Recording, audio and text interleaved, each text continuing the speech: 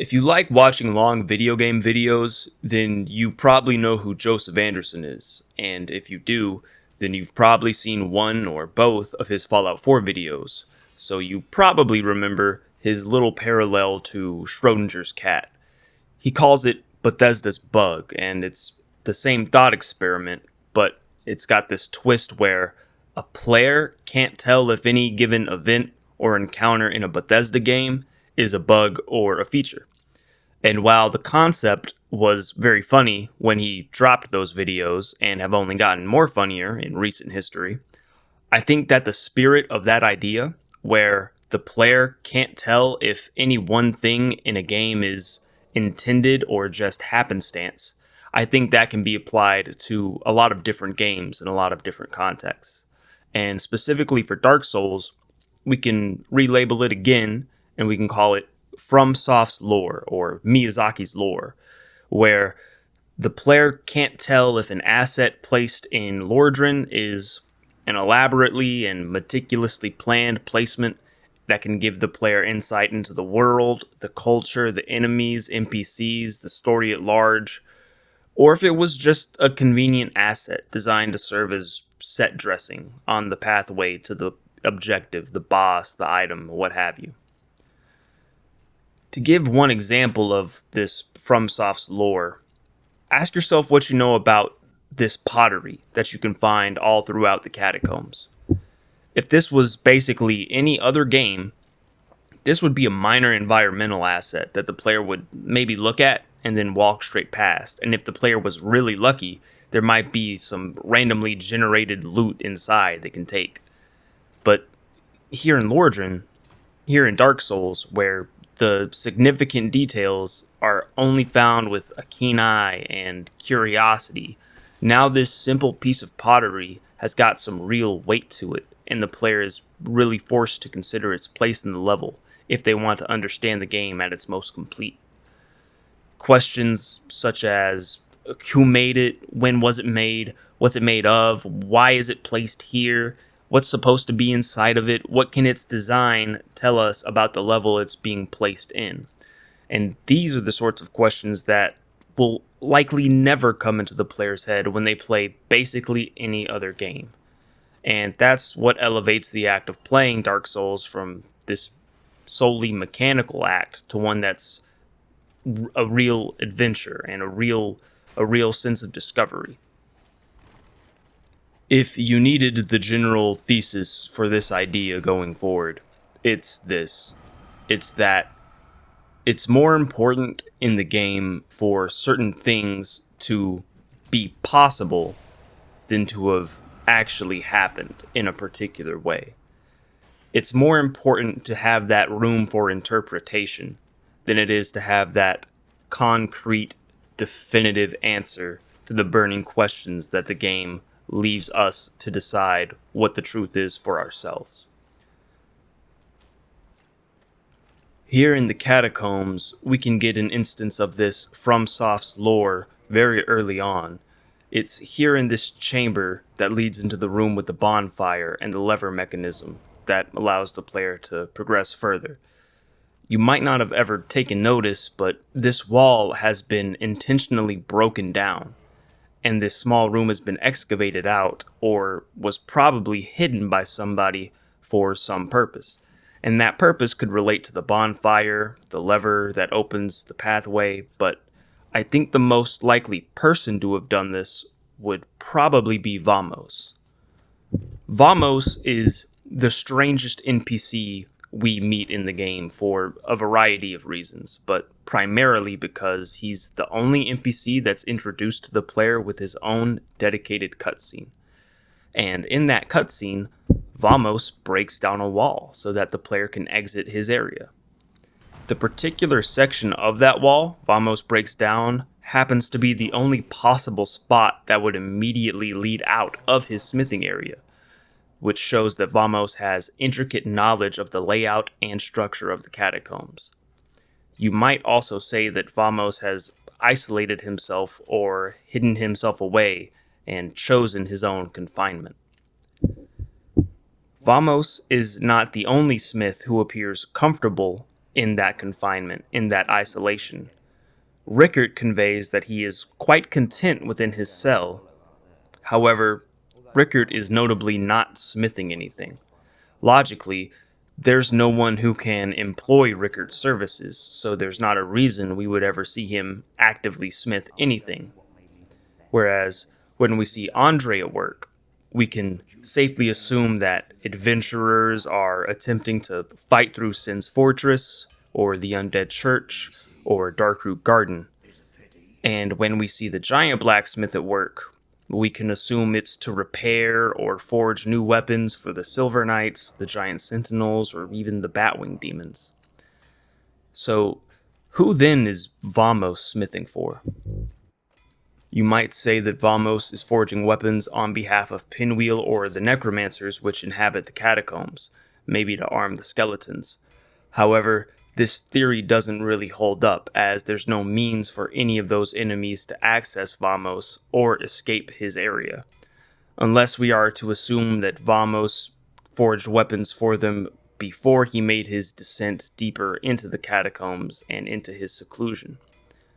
Perhaps the answer of who Vamos is smithing for can be found in the upgrade pathways he offers to the player, Fire and Chaos, the circumstances of which are hidden in Vamos' history, which in turn is hidden, of course, by the weapon he wields and the descriptions of the items he drops. Vamos breaks this wall down with a pickaxe, a tool typically used to mine stone or ore, which may tell us that Vamos has been down in the catacombs for quite some time. The drop we fall down to enter Vamos' smithing area appears to have been excavated out as well, as if Vamos has been searching for this particular chamber to work within. The use of a pickaxe might be a clue as to Vamos' race, as the only place where the player can acquire one of their own is from a rare drop by the infested barbarians in Blighttown. To be specific, the boulder-throwing variants. Though the description of the weapon does not indicate anything we couldn't already surmise, the enemy that drops it might be able to tell us something. If we take a look at the infested barbarians and Vamos side by side, there is an almost perfect symmetry in their body types. You can quite easily visualize Vamos' skeleton inside of the infested barbarian. Note also that while the infested barbarians and Vamos are much larger than the normal or human characters we meet, they are still quite smaller than the giants we encounter. Side by side to the giant race, these individuals may meet the criteria of dwarfism, and as such, might fit the typical fantasy world trope of the dwarf, complete with a mining tool and affinity for craft. The club-wielding infested barbarians may also tell us more about their crafting nature, as the club itself is more likely than not a scrap peeled off of the Great Hollow in an attempt to construct Upper Blighttown. The only real difference to note is Vamos' signature beard. Looking at his beard, it's hard to tell if it's a natural bone beard or if Vamos has smithed it together with metal plates and welded it to his face. If we assume the latter, that may explain Vamos' infamous voice lines and the manner in which they sound, very scratchy and metallic. This metal beard may serve as a form of communication device that Vamos has made to speak. After all, no other undead, including Nito himself, has the capacity, or at the very least, does not speak to the player or to anyone at all. Vamos is the sole speaker we find throughout the catacombs, save for the human characters, of course. When Vamos is killed, he drops his hammer and the royal helm, and while his hammer is interesting in its own rights, being one of the few readily available fire-infused weapons in the game, which could be the means in which he is able to forge weapons down the fire or chaos pathway, the real key object is of course the royal helm. The item description of the royal helm gives us 2 hints as to its place in the world, and there are 2 more hints we can find outside of its description. First and second, the royal helm is, quote, partially made of gold, and that it is, quote, believed to belong to an ancient royal line. For the first point, there are a handful of armor sets in the game that state they have been made partially or even fully of gold, such as the Paladin set or the Adventurer set, the Domhnall set. There's one in particular I think bears some significant meaning that runs parallel to the Royal Helm, the gold-hemmed black set. Whereas the other armor pieces seem to be, and are implied to be crafted with gold more traditionally, the gold-hemmed black set indicates that gold has been infused with the clothing itself, or partially woven in. It's also worn exclusively by the Daughters of Chaos, Chaos being a power that leads straight back to Vamos. Let's appreciate that gold must not be a resource that is readily available or easy to craft with. It would need a skilled miner to extract it from its source, and skilled craftsmen to then utilize it into any works. However, gold is not the only resource that would need skilled hands to work. You may not have really noticed that much of the catacombs appears to have been built into the stone. The massive coffin we fight Pinwheel in, for instance. Once we exit it, we can see that it blends directly into the surroundings. It's not as if there's a way this coffin could have been transferred into the catacombs from anywhere else either. It's too massive.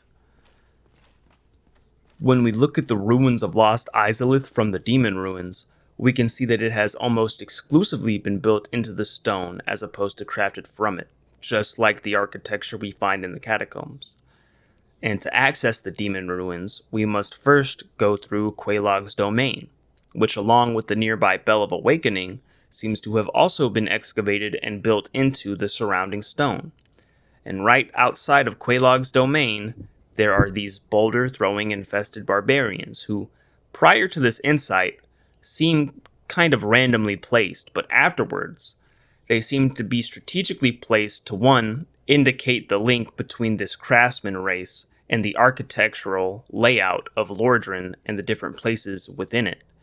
But also, they might be strategically put there to prevent an undead from challenging Quelaag, ringing the Bell of Awakening, or finding the Fair Lady, which is another link of that hierarchical structure in Lordran, where this working class people are still subservient to the gods and the powers that be. The extent of this craftsman class cannot be explicitly conveyed to the player, but some clues are left for us to ponder. Exclusive to the catacombs are a key architectural design, the bridges which are both pathway and barrier into and out of the catacombs. Are these flipping bridges and their companion levers not deeply intricate in their design and function? The gears and mechanisms have been layered so deep within the stone itself that, in many cases, without direct view of them, we might assume that these are operated through magic alone. And could not these bridges be seen as a crude, unrefined iteration of the grand regal rotating staircases we can find in the Duke's archives? If we are to assume that the Tomb of the Giants served as the cradle for life, which it may, then is it not poignant that we can see the depth and growth of the creativity and functionality of these works scaling as time progresses, indeed from the lowest sections of the world to the highest? To explain the reasoning as to how the Tomb of the Giants could have served as the cradle for life as we know it in Lordran, in the intro cinematic, when it shows the initial rising of the living at the point where fire begins and disparity is introduced, we are guided down what at first appears to be an arch tree, but then we are taken deeper and further into a great chasm that looks very different from the arch tree we can enter in the game, the Great Hollow. And if the Great Hollow's namesake is to be taken literally, other arch trees should be solid throughout. That leaves this location in a strange, undesignated space. It might be said that this large chasm is the Tomb of the Giants. The area is described as Nito's light-devouring domain. From the dark they came, and what darker, more ancient places are there in Lordran? Even in Ash Lake, light has penetrated the deep-root barriers of the arch trees. Another small link to this craftsman class of peoples is this interesting pattern or design we can find on that first blocked doorway before we pull the lever to access the catacombs proper. We see this particular design engraved on it, this emblem, maybe a maker's mark even. And we also find it mirrored on the floor of Pinwheel's boss arena, or his giant coffin, the giant coffin. You could deride a great many things from this little design, but to me it speaks most clearly as a sort of symbol of the people who constructed the catacombs as a whole. And those same people, more likely than not, were the same who assisted in the construction of all sorts of architecture all over Lordran. The other intriguing facts of the Royal Helm that aren't explicitly stated pertain to its design and its upgrade path. While the Royal Helm is an item the player can only acquire once per playthrough after they kill Vamos, it does not follow the other unique item design philosophies, meaning that it is not upgraded with Twinkling Titanite, rather, it's placed in the standard upgrade path, which uses the standard Titanite. And this can tell us that while the helm may have belonged to Vamos, the style was not his exclusively, and there were probably many more royals who may have acted as a foreman or an overseer of the typical laborer, a sort of middle management figure.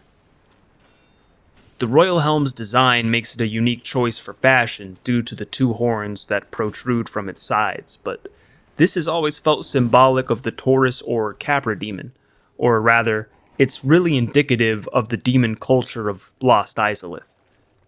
Though we can't rightly say that horns are squarely the domains of demons. The everlasting dragons in the introduction sequence and the everlasting dragon we find in Ash Lake are adorned with horns as well. Perhaps one could suggest that the demons have taken influence from the everlasting dragons.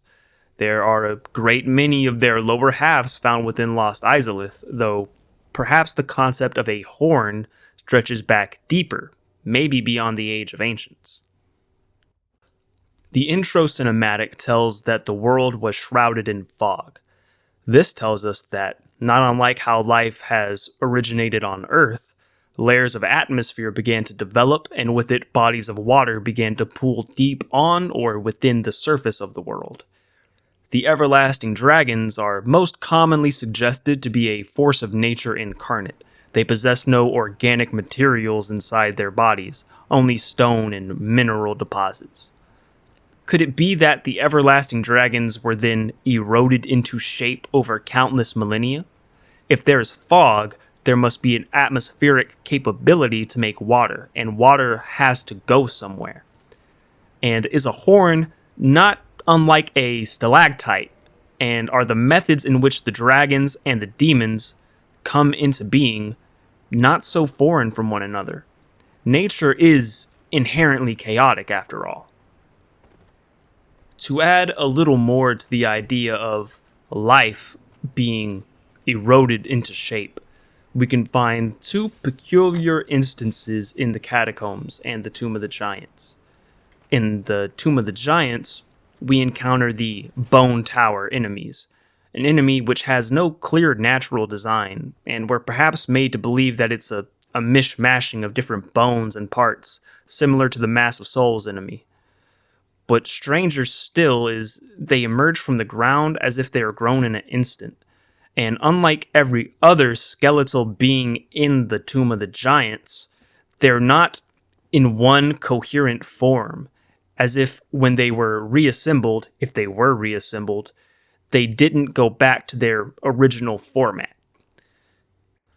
And in the Catacombs, within the four lever mechanisms which flip the bridges, are small skulls, which we might think have been adorned cosmetically. If the nature of the designs of these levers and these bridges were not so intricate, that might be a possibility, but due to their construction, this would be impossible. Combined, these two seemingly abstract parts might be telling us that humanity did not simply arise from nothing in the darkness, but perhaps they are shaped from the very earth not unlike the everlasting dragons could have been. And that key compositional component of life might be what we call titanite. Another piece of apparel that has a horn emblematic of its design is the effigy shield. The details surrounding this shield are sparse, but it gives its strongest link to the plot against the gods and the followers of the occult. You could make the comparison of the frightful effigy on its face to that of the demons or the everlasting dragons, though it bears the most striking resemblance to the royal helm, or this class of overseer royalty. Its resistances at first feel out of place for where we find it, deep in the Tomb of the Giants, where there is little lightning or fire threats, though the shield's description also tells us that these followers sought the power of the Gravelord, which may have been integral to carrying out the rest of their plot into Lost Izalith and Anor Londo. You could then also say that Vamos is smithing for these followers of the occult, hiding himself away until the plot has succeeded. Another, perhaps more apt reading of the dynamic between the two is in opposition. The depiction of the effigy shield shows a face of terror, perhaps meant to represent the villainy of the upper hierarchies of the royalty which reigned over the working classes of Lordran. Vamos chooses to not don his royal helm, and at nearly every attempt at conversation with him, he deflects and downspeaks his skills, knowledge, and role within the world at large. These may very well be indications that Vamos' seclusion is an attempt to save himself from the wrath of the uprising against the powers that be in Lordran. This tells us why Vamos may be found where he is, but does not answer the burning question of why or who exactly is Vamos smithing for. The answer may be found elsewhere in the Catacombs, as there are two notable Covenant influences we find here, and the mechanics of each of them coincide with the fire and chaos upgrade pathways that Vamos offers to us. Those two Covenants being the Gravelord servants and the Blades of the Darkmoon. Covenants whose missions are based in fueling the strength of the gods and upholding the status quo in Lordran. Chaos and fire weapons are particularly strong against other players at a low level or humanoid-type enemies. There is a green titanite shard right before the player makes contact with Vamos, probably so that they have immediate access down the fire upgrade path. It is this item placement in combination with the cracked red eye orbs that are found in the hidden stash behind the elevator in Firelink, which enable a player to engage in very effective low-level PvP. Given the Covenant-related influences within the Catacombs, we could perhaps say that Vamos at one point forged fire damage dealing weapons to the followers of one or either of these Covenants so that they may more easily punish or disperse bane to hosts of other worlds. And though you would logically assume that divine is the ascension of choice for a delve into the Tomb of the Giants, as is with the Catacombs, the giant skeletons, skeleton beasts, and bone tower enemies we face do not resurrect and are most weak to fire damage of all things. With both of these facts, Vamos is placed on the line of someone who is in a position to aid the gods and their most loyal servants, as well as those who detested the gods and sought to end the Age of Fire. The large flame and chaos flame embers tell us that they may only be used effectively by blacksmiths knowledgeable in ancient methods. Vamos, who aside from clearly being a skeleton, makes mention of a deviation in the state of modern embers when presented with any others. This does not tell us Vamos' exact age, but it implies he has survived for a considerable amount of time in Lordran, and his ability to ascend weapons down these upgrade paths showcase his knowledge of such ancient methods. This in tandem with possessing a royal helm belonging to an ancient royal line tells us that Vamos is more than likely an ancient being. The terminology could be linked synonymously with the Age of Ancients, and while there is not necessarily any evidence to the contrary, there is also no evidence to believe otherwise. With all of this surrounding information, it would appear as if Vamos is playing both sides of the coin. If skeletons can go hollow, then the purpose that staves off Vamos' hollowing is forging the perfect weapon or infusing it with the most powerful force of nature possible. Whether his hopes are that of a lingering member of the undead uprising carrying out the plot to overthrow the gods, or a devotee of the pantheon quelling any remaining surges of rebellion, it's difficult to say. If the nature of time in Lordran is indeed convoluted, then its perception within the catacombs is much more obscured, as Vamos holds little knowledge of the happenings in Lordran post the flooding of New Londo, which is the only major event in the world he will make mention of. And on that note, Vamos makes mention as to the location of the large flame ember, and speaks as if it were from New Londo. This is commonly thought as a mistake, as the ember itself is found far away in the demon ruins. But let's again invoke FromSoft's lore, and suppose that the ember did indeed originate from New Londo. We might not be able to say that such an ember like this would be forever extinguished after the flooding, as the large ember is found there, fully usable. But if New Londo was in fact flooded in an effort to eliminate the Dark Wraiths and the Four Kings, that would mean someone would need to have transported the large flame ember from New Londo, and there is at least one suspect who would supposedly do this: Kirk. It's safe to assume that Kirk, while operating as a Dark Wraith, frequented their base of operations in New Londo, and when Kirk locates the Fair Lady and converts his allegiances, he may have taken this ember and placed it in an area more befitting of its nature. Alternatively, he may have insisted one of the Daughters of Chaos to fashion this ember in another ancient ritual. There is a remaining possibility linking Vamos to the Catacombs or the Tomb of the Giants from his upgrade pathway, which I will detail at the end of this section, addressing the power of the Gravelord. There are two covenants whose elements are built into the Catacombs, those being the Blades of the Dark Moon and the Gravelord Servants.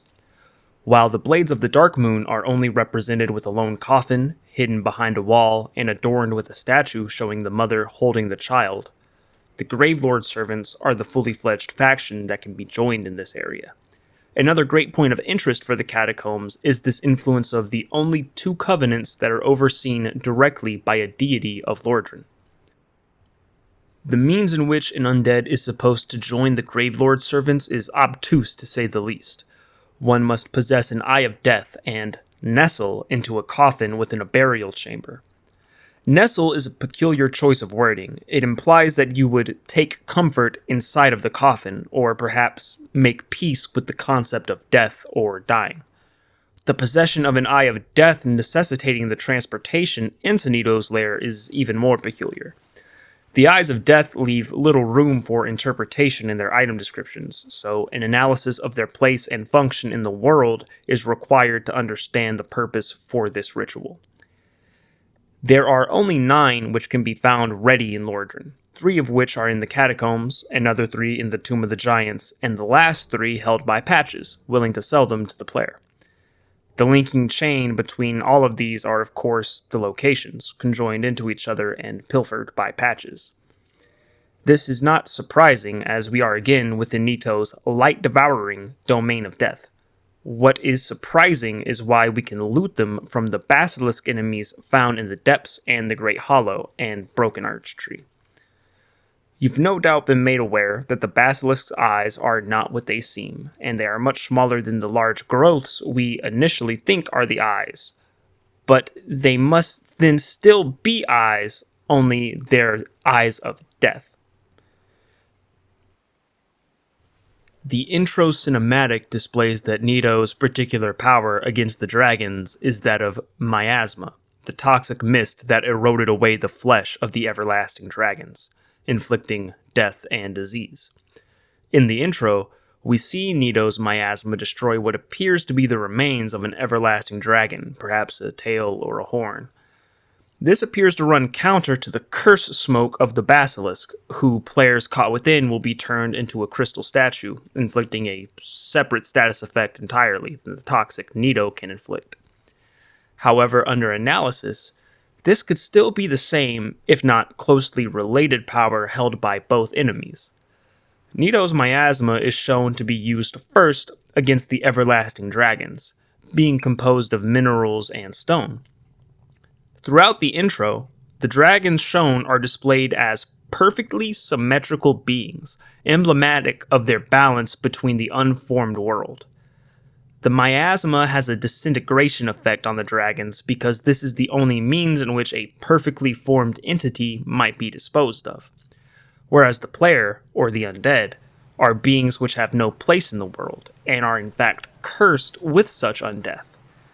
Therefore, this miasma, when applied to the undead, acts in a counter fashion, whereas the perfection of the dragons is unmade, so is the unbalance of the undead made to be corrected. The crystallization is key to understanding this cycle. Crystals are by nature molecularly symmetrical. We can recognize this importance in the three tin-based catalysts in the game: the tin banishment, tin dark moon, and tin crystallization catalysts. Take a moment to look at the elemental makeup of tin, or at least how it's commonly depicted in infographics and educational materials, its Bohr model. You will notice that it is almost purely symmetrical and mathematically even, composed of 50 protons and 50 electrons. I will not pretend to be an expert on the subject, yet tin is a peculiar choice for such powerful magical mediums. Its atomic symbol is Sn, which could be taken as a homophone for sin, which could expand on the very nature of crystals and curse as we understand it. For instance, it may appear congruent with the tin Darkmoon catalyst, as its wielder is the leader of the premier sin-seeking covenant in the game. We might say that it, or its wielder, is content with the current status quo of the relevance of sin in Lordran. The tin banishment catalyst might take its name for its use by the sealers to reverse the effects of curse, or more accurately, transfer the effects into a surrogate humanity, as you could ascribe the influence of curse upon humanity, or even the assimilation or dissimilation of molecular symmetry, or a being's sense of balance as a sin, perhaps the original sin. We might say that this is the deviation from the status quo of sin and curse into abolishment. The tin crystallization catalyst is the most powerful of these because it leans into the sin-like nature of curse, so much so that it reduces the number of sorceries that its wielder can cast. It even references this power as terrifying.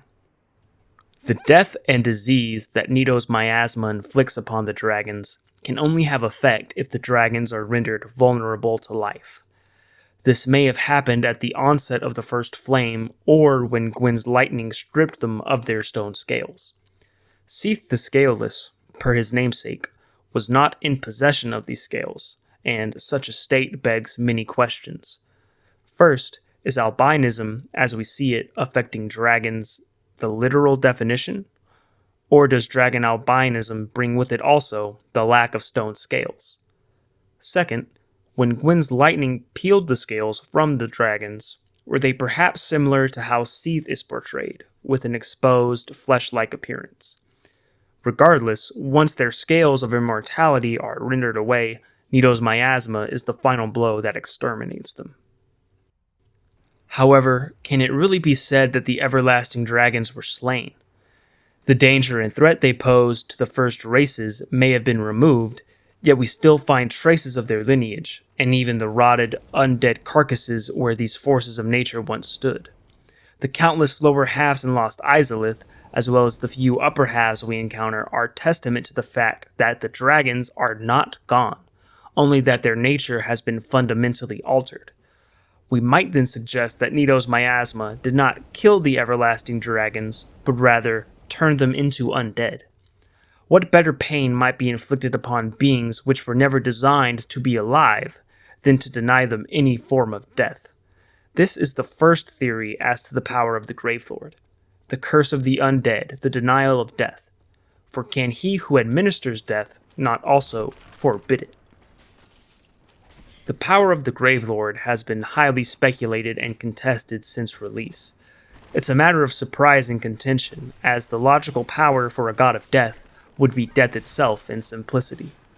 Though in a world where death, undeath, and life are not only entirely separate from one another, they are far different from what we know in reality. Nito's Lord Soul tells us that much of its energy has been offered up to death.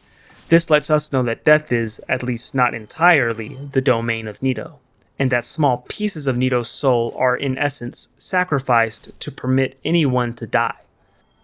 The choice is worrying for Nito, as to release any being from its life, it comes at the cost of his own soul. If such is the power of the Gravelord, and this power was coveted by the followers of the occult, and indeed stolen by Pinwheel, then the loss of his power may be shown in-game in the form of hollowing, or how most of the enemies in the game never truly die and respawn along with the player. Yet some enemies never respawn, and many of these creatures' relation to the Gravelord is suspect.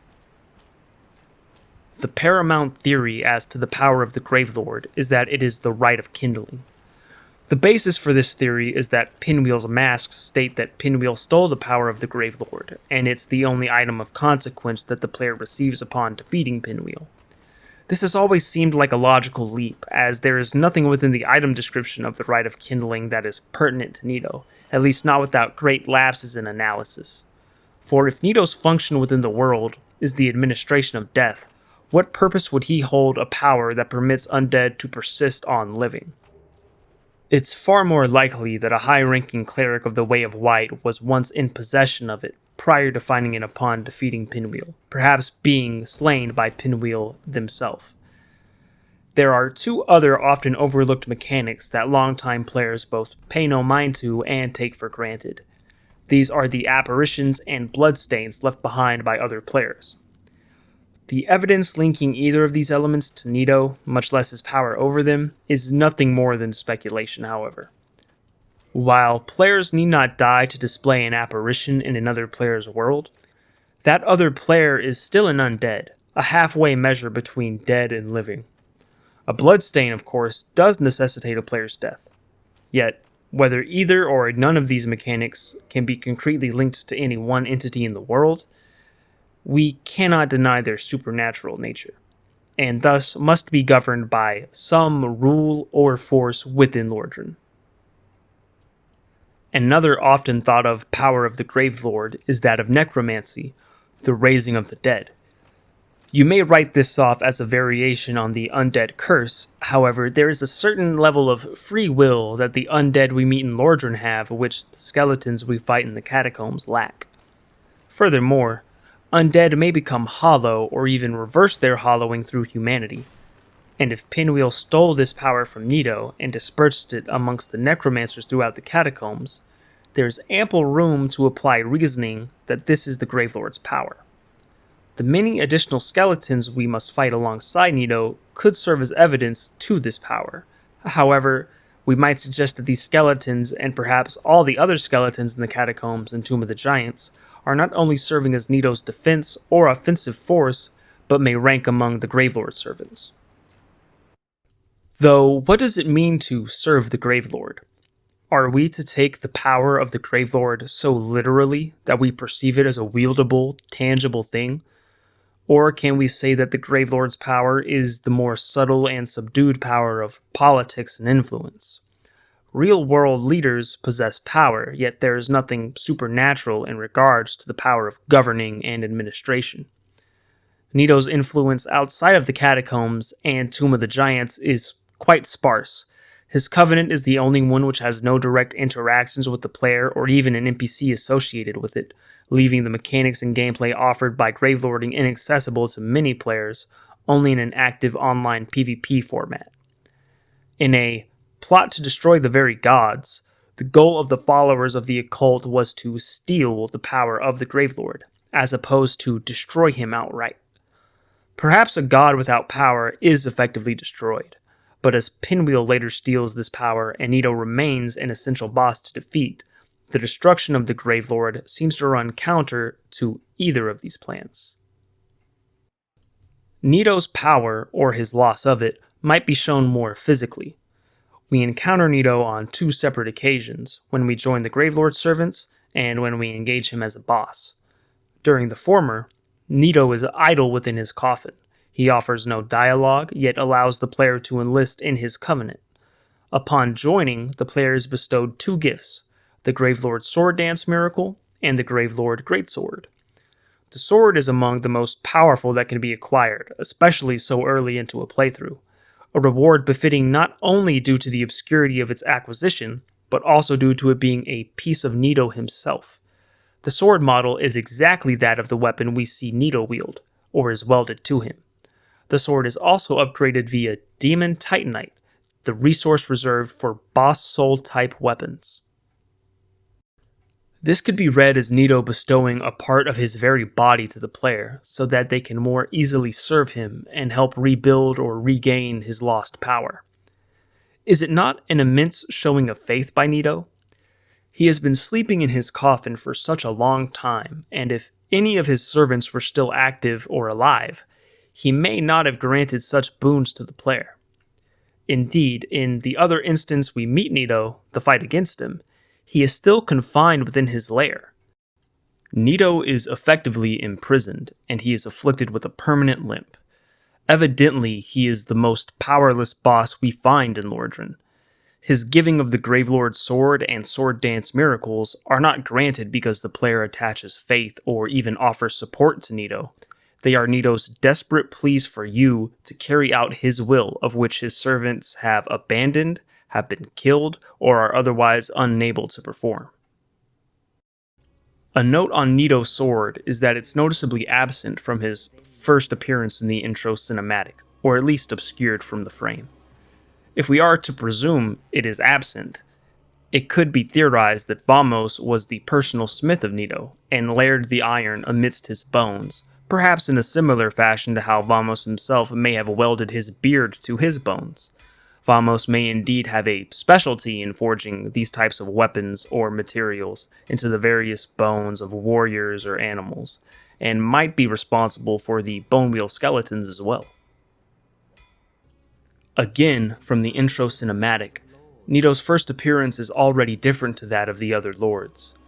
Immediately following from where they come from the dark, Nito arises from seemingly nowhere, and then there's a strange cut where he is holding the Lord's soul. There's no other such cut in Gwyn's, Izalith's, or even the Pygmies' appearances, and this is commonly interpreted as the acquisition of the first Lord's soul. Logically, this belongs to Nito, who was the first to die.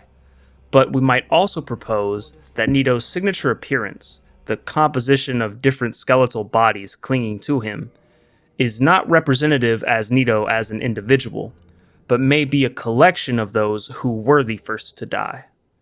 In linking with the miasma and disease that Nito is capable of unleashing, these first primal beings most likely perish due to sickness and an undeveloped, ill-equipped immune system. Hence, when the first flame begins to grow and its power reaches the point that it can influence others, we see Nito arise to claim the soul of death. Or perhaps even further, the soul of death is able to command those first peoples to die to condense into one and claim themselves as the singular representation of death throughout the rest of the timeline. While we might not describe Nito or the power he possesses as miraculous, he does give the player a miracle. The Gravelord's sword dance is riddled with mystery. It is the only miracle that has no faith requirement to cast. It is also perhaps the only miracle type whose predominant covenant influence does not yield a talisman. The strangeness of this miracle extends to the item's portrait in the menus. It has an ashen, dark parchment background in comparison to the more traditional parchment paper present on the others. Could we even call a miracle that has no faith needed to cast a miracle? A miracle, by its very definition, relies upon faith. Is the effect and requirements of this magic not more similar to pyromancy?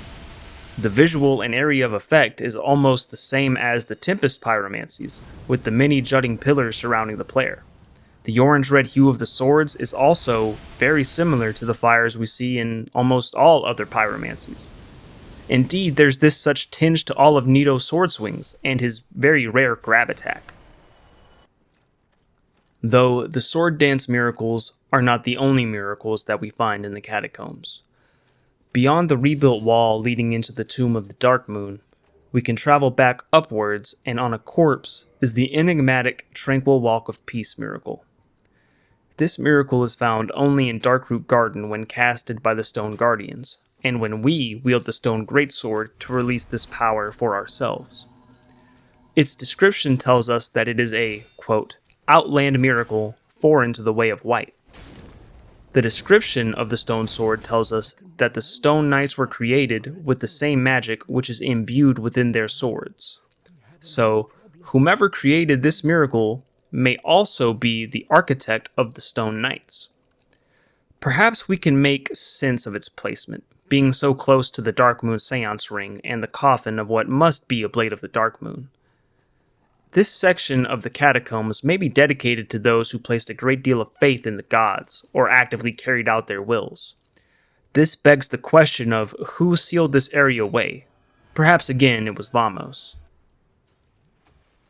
There's much more magic, specifically pyromancy, or perhaps even flame sorcery, that is found inside the catacombs than meets the eye. The first instances of which we encounter before we even enter the catacombs proper. When we find the first necromancer tucked away by the first bonfire, he will attack the player. However, his only attack is to cast a fireball. This type of attack has been so pervasive in other games and mediums that its peculiarity in Lordran is likely to escape those who see it. Indeed, every form of magic and the enemies that cast it generate a great deal of interest and speculation in the community. However, here's the first chance that a player can experience not just fire-type damage, but pyromancy, and maybe even the fabled flame sorceries. It's not as if the necromancer himself is casting the fireball, though it may be the case. Rather, it seems that they wield the skull lanterns in a similar way to that of talismans or catalysts. They channel the fire through the lantern and direct it at the player. The fireball in question is different to those that the player can cast. They travel swiftly in a straight line across great distances. The skull lantern itself is frequently overlooked, seen only as a tool to assist exploration in the Tomb of the Giants, but these lanterns might house more secrets than is apparent. They may give some history into the necromancers or the catacombs. The skull lantern is imbued with a marginal amount of flame damage, making it one of the only flame weapons readily available. It is also the only lantern-type weapon in the game. Its item description tells us that its primary use is to illuminate the Tomb of the Giants, making no mention of this fireball capability, which may let us know that the necromancers are the manipulators of the power.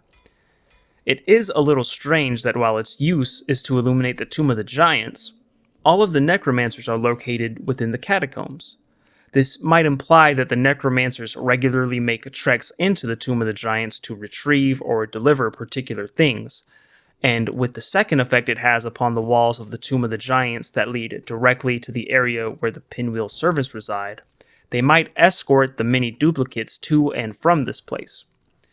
Curiously, it also states that it, quote, droops from his long beard locks, which in all likelihood is a translation or simple grammatical error. The lantern is held from the hair on its head, and the necromancers have no beard at all. There is a small hint of a beard on the lantern we can see when it is held up, and as far-reaching as it seems, fire and beards link back to at least one node of data, Vamos. When held near to Vamos, you can imagine a scenario where Vamos may have crafted the lanterns, perhaps using a technique similar to how he has welded his own beard. Another theory to the skull lantern's origins is perhaps more organic. There are 3 items that are designed to provide light for the Tomb of the Giants. One is the Cast Light spell, an Ulasil sorcery which may have been created on account of early man's fear of the dark, and the other 2 are of course the skull lantern and the sunlight maggot. The sunlight maggot is also frequently overlooked, but might it and the skull lantern be linked in more ways than simply lighting the darkness? The sunlight maggot is received when the chosen undead slays a particular chaos bug. The description of the maggot clearly states that it is a, quote, loathsome parasite, and that it appears immobile yet still lives. And though Solaire might be more easily influenced than others, the long-term effects of the parasite seem to induce violence and insanity. The parasite is not concerned with the well-being of the host, and after a time will destroy the host.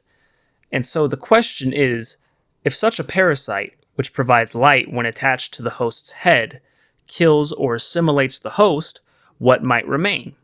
Perhaps it is the skull lantern, just the head of one who was formerly infected with the sunlight maggot parasite until their demise, now forever afflicted with its powers. And it would appear that parasites are the vermin of Izalith and Chaos. The egg vermifuge is an item that most players will find no use for, and if they must, it will probably be on a single occasion, leaving it far into the periphery of greater lore discussions. Though we might guess that it could remove all manner of parasites, the sole function of removing egg carrier parasites gives us its foremost role. Permissible only in special circumstances, though we cannot concretely speak of what those circumstances are or any characters who may have purged the egg bearer parasite, it begs the question of whether the vermifuges were known prior to the egg bearer's devotion, or rather, the influence of Quelaag, the Fair Lady, and possibly Ingi, as the only creatures which drop the egg vermifuge are the twin-headed tree lizards in Darkroot Forest. Though Blighttown has been ravaged by pestilence for quite some time, who is to say that such things were not native to the area? Even still, we pass through growing grasses and lily pads. Once the player is infected with the parasite, Ingi will readily deliver the player a vermifuge, and seeing as how he and the other egg bearers who drop these items possess them at all, show not only their dedication, but that these are or were quite available. However, there is one other means in which the player can acquire an egg vermifuge. There is one tucked away in the painted world of Ariamis. Yet who in the painted world could make use of the vermifuge? Strange it may seem, but the engorged hollows we fight in the level have the perfect shape to mirror that of the egg carriers, or the egg burdened. Furthermore, this form, this engorgement, may be either an advanced stage of devotion in carrying the egg parasites, or some symptom of the body's rejection of it, be it with or without the vermifuge. Taking into consideration they erupt in a toxic mist upon death, we can suggest that this is the fate of those egg-burdened who were not able to have the blight pus removed from them by the Fair Lady. Further still, it may explain away the ability of the engorged hollows to cast a fireball at the player, the exact same fireball we see cast by the necromancers with the skull lantern, though now more fully infused with the powers of chaos and are able to be cast at will without the need for any form of catalyst, talisman, or pyromancy flame. Yet, this egg vermifuge is likely not belonging to any of these engorged hollows. Engorged or no, they are still hollows, and lacking the mentality to do little more than attack on sight, the true owner or seeker would have to be Xanthus King Jeremiah. It has long been speculated that King Jeremiah is infected with the same form of parasite that clings to the drain in Upper Blighttown, the parasitic wallhugger. While much of this theory is based on the in-game vial associated with the parasitic wallhugger, the name Prince Izalith, there is undoubtedly a striking visual similarity between it and Jeremiah's headpiece. Jeremiah is a legendary exile. Whether he was exiled from Lost Izalith or exiled to the Painted World or both is not stated, but logically it must be some combination or either one of these. His possession and use of the Chaos Pyromancies is a clue to his devotion or former devotion to the Chaos Servants, the Fair Lady, Izalith, or all of the above. Regardless of whether the Skull Lantern and Sunlight Maggot are intertwined, there is still the basis for a connection between the Necromancers and Izalith. Placing aside that pyromancy and flame sorcery are the domains of Izalith and the Daughters of Chaos, there is a visible resemblance between the robes worn by the Necromancers and the gold-hemmed black set. If these were a set of standard clothes worn by typical citizens of Izalith, it would again showcase the significance of gold as a symbol of status and royalty. Yet, if the necromancers were not taught the art of this fireball by Izalith, the daughters or culture of Izalith, the only other option for a teacher is Pinwheel. Pinwheel's attacks, their only attacks, are a couple of fire-based magics: a large, slow-traveling fireball, and a large, stationary flamethrower or combustion effect. If Pinwheel is the necromancer who reigns over the catacombs, the necromancers who resurrect the skeletons may serve as Pinwheel's officers, or possess some rank or influence to have been taught the art of necromancy. Again, if the average player is not likely to take note of the importance of pyromancy or flame sorcery in the necromancers, their use by Pinwheel is equally glanced over. For instance, while we can classify Pinwheel's attacks as fire-based due to the damage type if nothing else, have you taken note of their distinct visual appearance? They are not the typical orange-red flame which is attached to other fire-based attacks and simple sources such as torches or bonfires. They have a lighter, almost white flame attribute to them. This could be an iteration of the idea of a holy flame, especially considering the designed use of divine weapons when delving into the Catacombs, or Tomb of the Giants. The fireballs, which travel swiftly and in a straight line, are again only used by demons or those influenced by Izalith or Chaos. Yet his other attack is almost unique to Pinwheel entirely. It's reminiscent of combustion, but it lasts far longer, extends far longer, and seems to expend far more energy. We see such attacks used by the stone demons which riddle Lost Izalith and the demon ruins, as well as the bell gargoyles, who spew forth such flames as well, two other demon heirs to this power. The player themselves can almost mimic this attack when using the Flame Surge pyromancy, a pyromancy among the strangest in the game. It's located in the Painted World, held by a non-hostile Engorged Hollow. Its description gives a few key words which establish its peculiarity. Pyromancy foreign to the Great Swamp. That's odd, as the Great Swamp is not where many pyromancies were founded.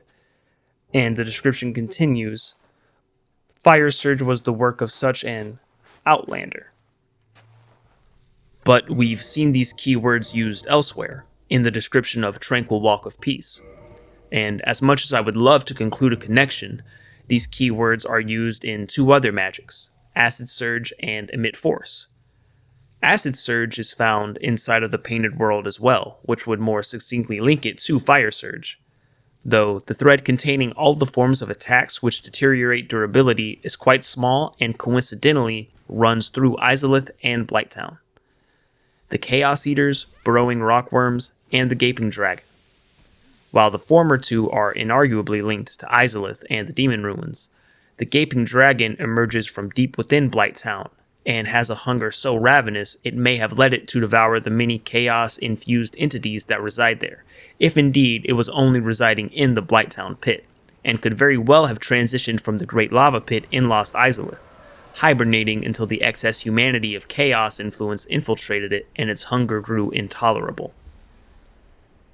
The description for Emit Force is more in line with Tranquil Walk of Peace, though its source is not so easily speculated on. It's given as reward by Siegmeyer for opening the way to Sin's fortress, and Siegmeyer is not the first character we would expect to bestow a miracle to the player. Neither he nor his daughter actively use any, and he himself only mentions an adoration to Lord Gwyn in passing when we assist him in Blighttown. But as for the miracle itself, where might we say it came from? Siegmeyer simply cannot be that candidate, as his aptitude for adventure shows he is non-committal and could not possibly have the perseverance to form a miracle himself, and he doesn't even possess a talisman. Given how the wording of Emit Force, the item description, follows the form of Tranquil Walk of Peace, we might assume it was originally found in the catacombs alongside it. However, it is not as if Siegmeyer is capable even to brave the catacombs, were there any truth to that. Dark Souls 3 would later confirm that Emit Force is a miracle of Catarina. However, this video, and my only interest in the Dark Souls series in terms of lore and overall story, is centered solely on Dark Souls 1. It's good then that the only other plausible alternative, as is able to determine in Dark Souls 1, is still Catarina. That being said, where then does Tranquil Walk of Peace derive from? Catarina as well? Were the wording not parallel to Emit Force, I wouldn't entertain the thought. The origins must either lie within or cross paths with Ulasil or Darkroot Garden. While the history of Catarina is still a mystery, we do know that both the Catarina Knights at least pass through Darkroot. Siegmeyer mentions he is short on antidote moss, telling us that he knows of it and possibly pilfered some from the Ints that roam there, whereas Sieglind is found trapped within a golden crystal golem.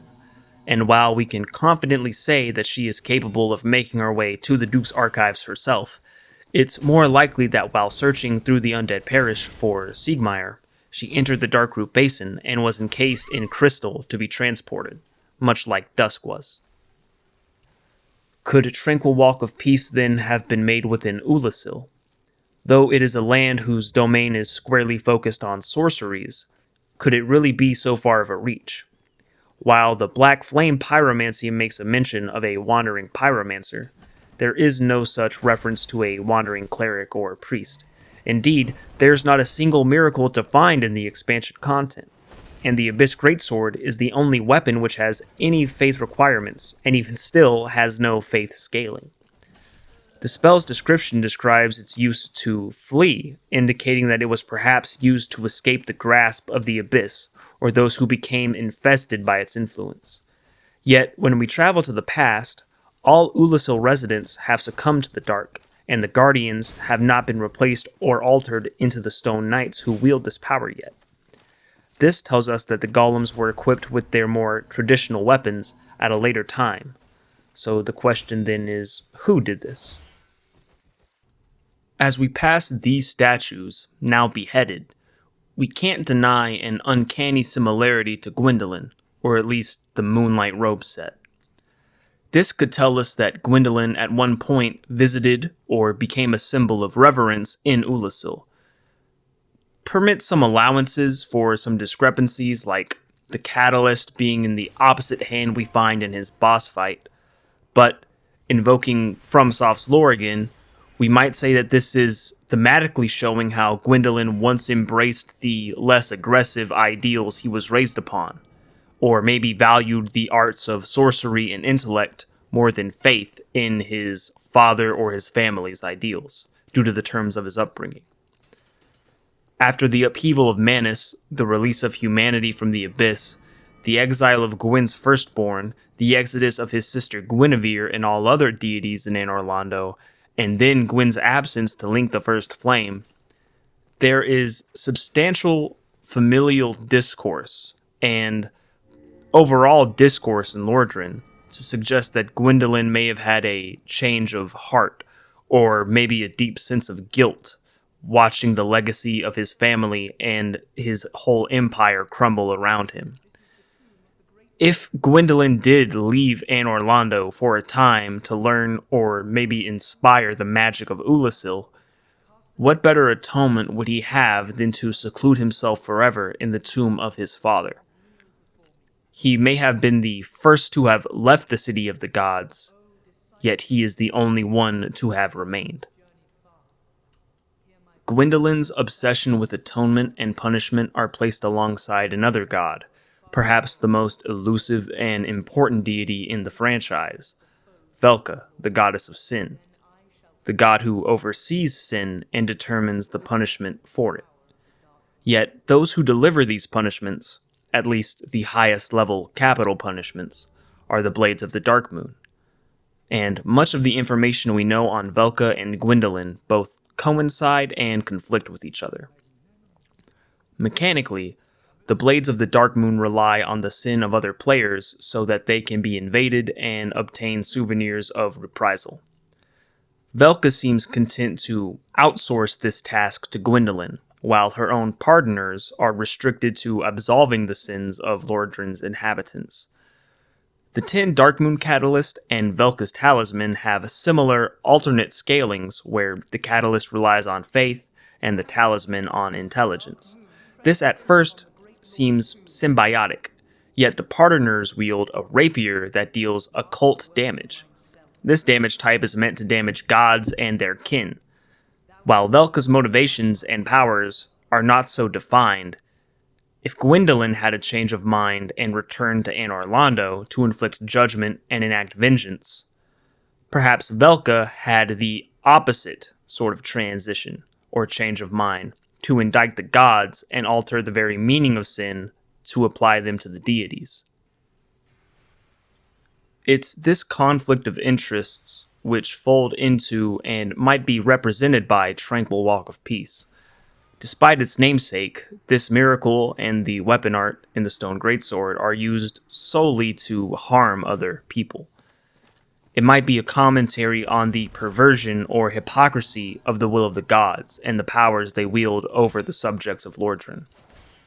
This might be a logical explanation for its placement within the world, contained within the same section of the Catacombs as the Darkmoon Seance Ring and a Blade of the Dark Moon, but far enough away to allow a certain distinction. Indeed, it's higher in elevation. This might say that peace is a quote-unquote high road, but this miracle is likewise found on a corpse bereft of a coffin.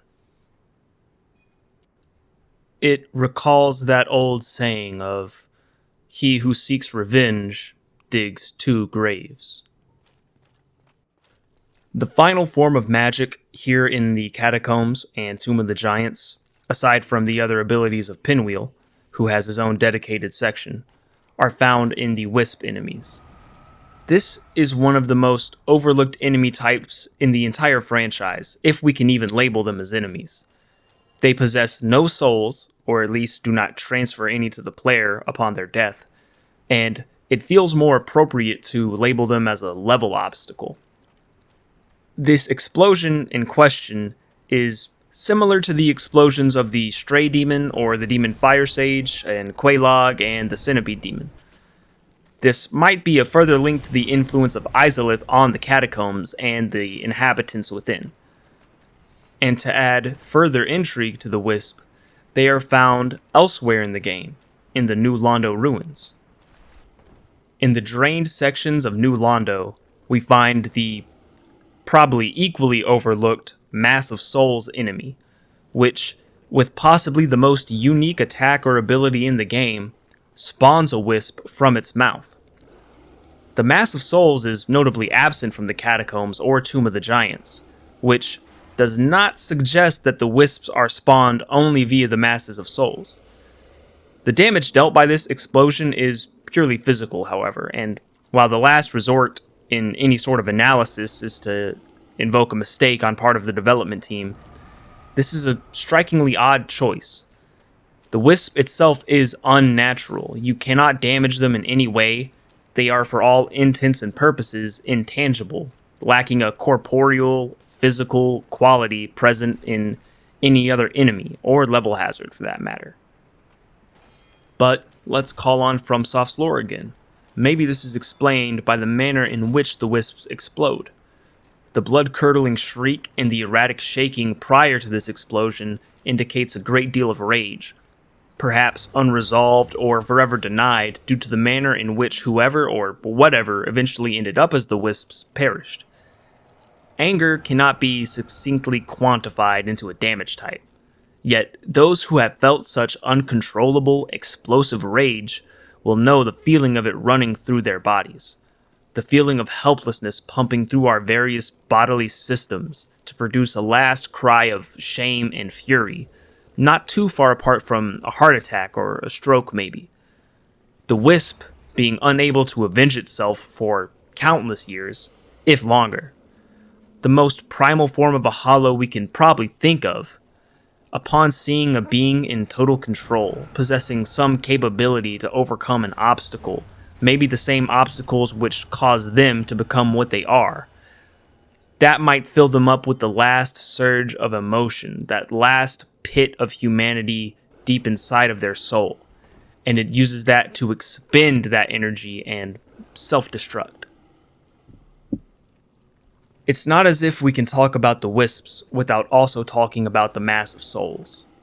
If we take its name at face value, we might conclude that the wisp is indeed a manifestation of a soul, which allows the mass of souls to summon one at will. And like the wisp, it has an eerie, sunken face, and from this face all of its attacks emerge. But how often have the attacks of the mass of souls really been analyzed? Like the wisp summon, it has another very unique attack, which inflicts what's probably the most hidden status effect in the game, the slime effect, which slows the player, drains health, and reduces the effectiveness of Estus recovery. Its remaining attacks are more peculiar, because they allow us to find a parallel that I'm pretty sure has eluded the majority of the community for at least a minute. These 3 spear attacks are far too reminiscent of the phalanx found in the Painted World to ignore. The design as a whole resembles that of all the phalanx absorbed and morphed together, with the same misplaced dangling limbs on its melty, grotesque back. The phalanx enemies surround this key piece of art in the Painted World, this statue of a woman guiding a child. That same statue is found in great numbers in New Londo. The idols depicted in this statue have been speculated for some time, with what is, I think, the predominant theory being the larger statue is Velka, and the smaller statue being the chosen undead or Priscilla. While I think there's great merit to both of these ideas, what if it could be both? In thine exodus from the undead asylum is the first part of the prophecy we learn from Oscar, or the unnamed knight. And while we could maybe say that Priscilla is undead, we can't say for certain that she was ever banished to the undead asylum. We do know that we find the peculiar doll there, in our own cell no less, and while we cannot say how it arrived there, not with a satisfactory explanation at least, its sole purpose in the game, or the world, rather, is to transport us, or someone, into the Painted World. The Painted World itself seems to act somewhere between a prison and a storage area for the gods, and we're led to believe that everything inside is a threat to that hierarchical structure placed upon Lordran by the gods, or things that could be used against them, either as a weapon or as evidence. What threat, then, would these phalanx pose? Individually, they're not so dangerous, and even in a group, they don't have a significant challenge to them. Their simple items of the spear and the leather-round shield don't really shed light on the subject either. I think the answer, then, is hidden in their placement and design.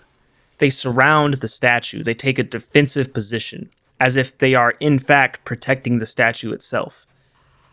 Either of the idols depicted hold the ire of the gods, else it would not be placed here. Their hollow faces might show that having lost their senses, they perceive this statue as real, or choose to cling onto that statue with what little willpower remains. In addition to their hollow continents, they are essentially blob monsters, almost as if they have been melted into puddles of flesh. While such a fate is not impossible to envision, the more likely case is that the Abyss, awakened by the 4 kings, let humanity run wild and infect the warriors and guards of New Londo's temples. As to how these warriors were transported into the Painted World is impossible to say, though logically, it's the most sound that one of the gods, perhaps Gwendolyn or Velka, had them placed there under their will individually. Before leaving New Londo, there might be another explanation for the current status of the former residents, specifically the ghosts and the banshees. We know that they are cursed, but this iteration of the curse is unique to them, beyond the standard undead curse and the crystallization curse we're subject to. These ghosts and banshees are also strangely absent from the Catacombs or Tomb of the Giants, so the circumstances of their curse are isolated in New Londo. I think the answer is within the means of which New Londo was flooded. The water that flooded the city must have flown in somewhere, and the most likely source might be the depths, or some other deep connection to the waterways of Lordran. And while we explore the depths, we encounter a dense infestation of basilisks, an area that is certainly not where they would naturally reside. It seems unlikely that this many basilisks would make their way here of their own accord, and seems much more likely that they were brought or perhaps hatched there intentionally by someone else. Considering the parallels between the Curse of the Basilisk and Seath, we might guess that the channeler here was responsible for their presence, though we could also accuse Domhnall, based on his armor's very high natural curse resistance. Regardless of who or how they arrived here, the environment implies that the basilisks are cursing the very water that flows through Lordran, or at least the undead burg and possibly Parish. When the decision was made to flood New Londo, the water that drowned its citizens was doubly fatal, and the infusion of the crystallization curse and water led way for the ghost and banshee curse, some hybrid form of it. Returning to the Catacombs and the Tomb of the Giants, there are lastly two illusory walls, one behind the waterfall hiding a bonfire, and one which leads out of the pit Patches kicks us into. At the start, I noted that the wall leading into that area with the first bonfire had been broken down intentionally, which may suggest that both of these bonfires were at some point hidden, or at least added long after the fact. Illusory doors have not been stated to come from any one or anywhere specifically, but all clues lead to Ulasil, the followers of the occult, and perhaps Gwendolyn. Most interestingly, for what purpose would a designated resting place have need for a bonfire, or a firekeeper for that matter? The meaning of their covert placements lies within this need, and while the Way of White is already established throughout the Catacombs and the Tomb of the Giants, not all firekeepers are required to follow Gwyn, or even the gods.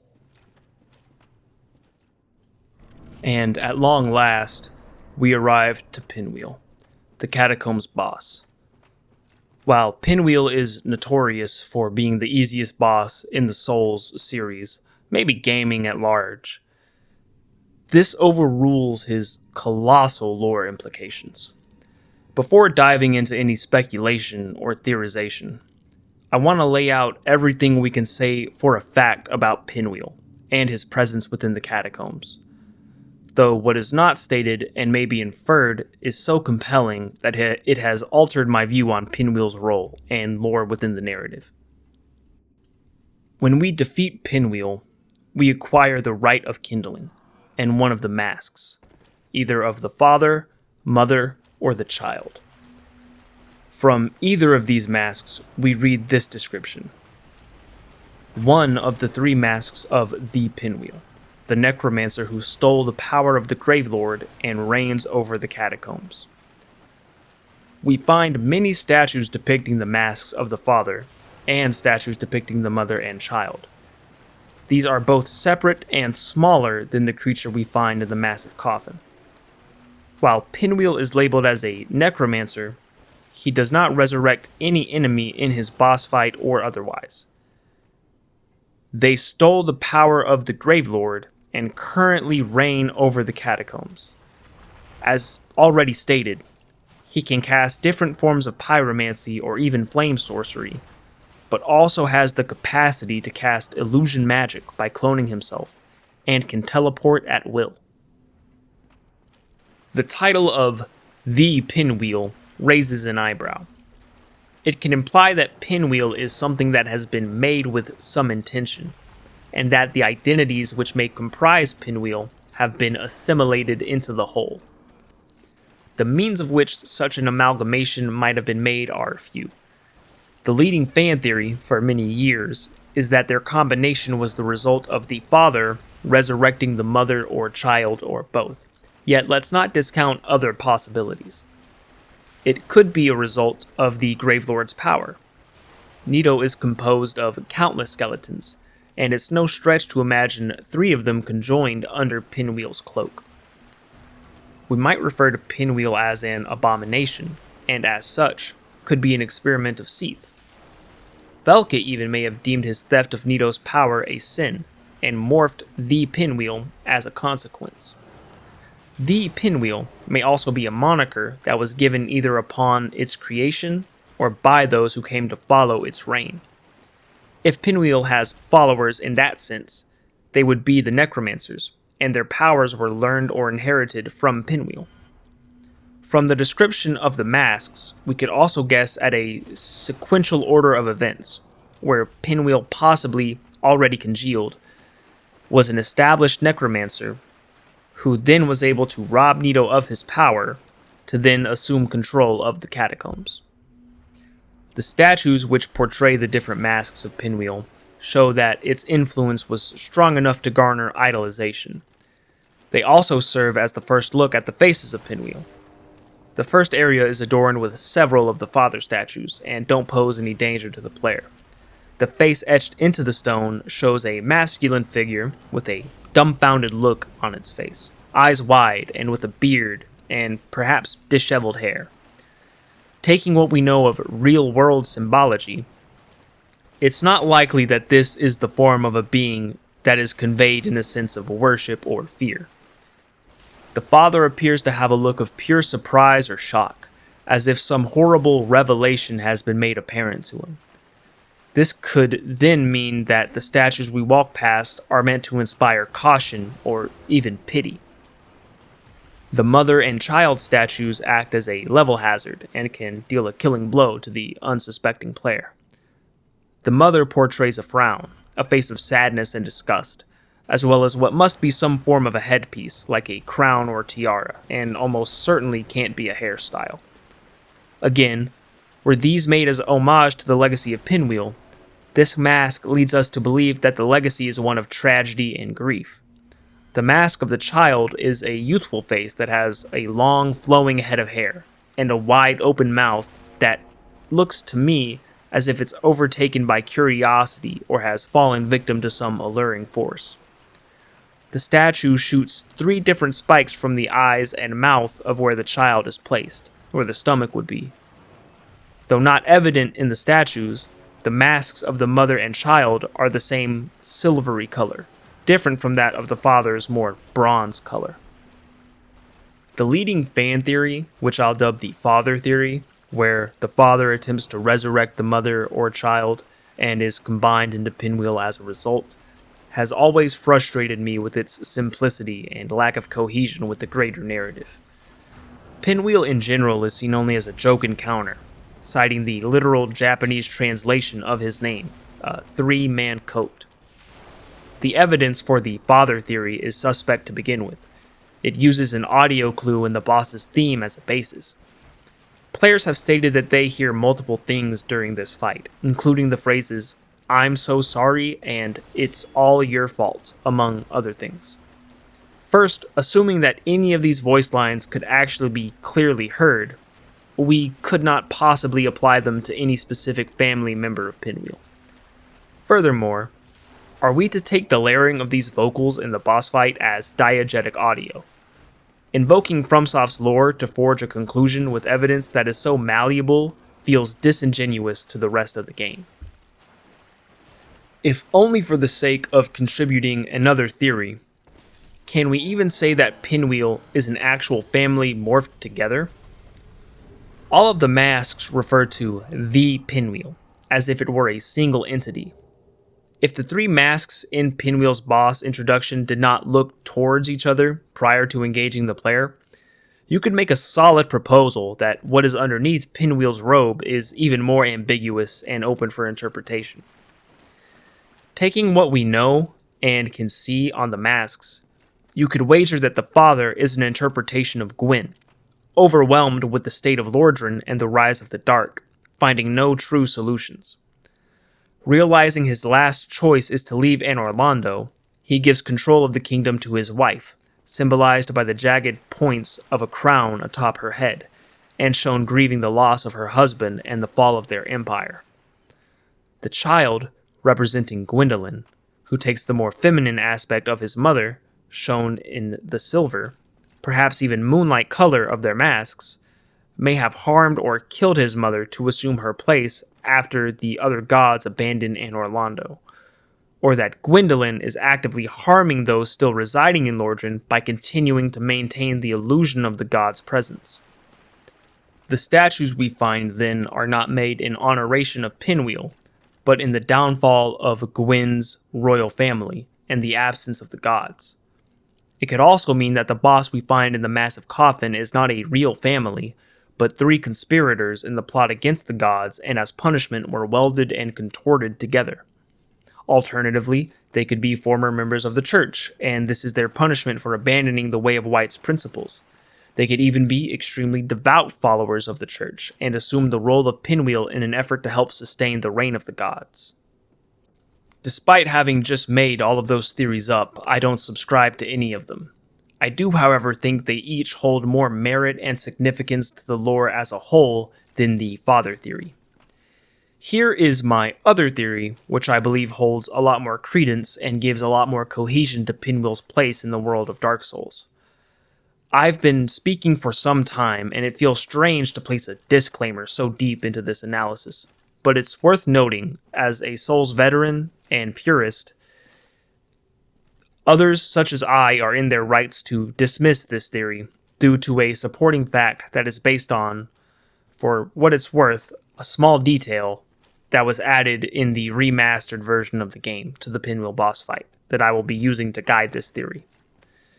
This detail has, to my knowledge, not even been mentioned by any other commentator or figurehead within the community, and were it not listed on the wiki pages, I'm confident that neither myself or others would have ever noticed, due to how seamlessly it integrates into Pinwheel's moveset and his atmosphere. The detail is this. When Pinwheel teleports away, there is this circular rune effect present upon its cast. This effect is found also on the Homeward Bones, several of the game's miracles, and in two other movesets as well, Gwendolyn's and the Channelers. Already, this has brought up a few great questions regarding the different magics in the game, who casts them, and if there are any overlapping details that can grant us a better understanding of their place. Firstly, this effect is found in more miracles in the game than it isn't. The runes themselves are beyond my skills to transcribe or attach any literary meaning to, but it may be sound to conclude that this is a divine or holy visualization, or script. Does that mean that Pinwheel is casting a miracle when teleporting away? I would hesitate to label it as miraculous, but it links to the other miracle sources in the game in a manner which simply can't be ignored. The most apt for comparison is Homeward, whose description informs us that the curse of the undead has distorted its power. Could mastery of this distortion, or a deep understanding of how undeath affects the soul, allow a caster to transport themselves wherever they please? Pinwheel, a necromancer by trade, would no doubt have such knowledge. But what of Gwendolyn and the Channelers?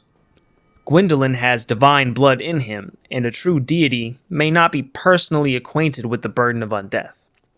He has, however, watched from Anor Londo as the curse laid ruin to Lordran.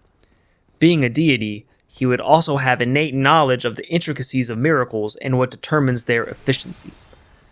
If I might be allowed to bend the description of Homeward, it states that it would return one to their homeland, or maybe where they feel home is. Gwendolyn is told to have a complex relationship to both his family and his home in Anor Londo. We may not be able to say if he has a place in Anor Londo, as the only bedrooms we find are assumed to belong to Guinevere and the firstborn son of Gwyn. Gwendolyn may have a capability to manipulate the root form of this miracle, having no home to return to, thus teleporting wherever he wills. Though, how then do the Channelers adopt this ability? Being followers of Seath, they are more attuned to sorcery than miracles, aren't they? the answer may lie in the nature of the soul magics, and how they came to be. Seath is told to us as the grandfather of sorcery, and amidst other questions, this asks what form of magic came first. Seath is said to have betrayed the dragons, and the typical means of this betrayal is seen as the delivery of the knowledge of the dragon's weaknesses, lightning, to Lord Gwyn and the other lords. While this is not stated outright, Gwyn is still shown casting great bolts of lightning. So was Gwyn able to cast this innately, or was the ability taught by Seath as well?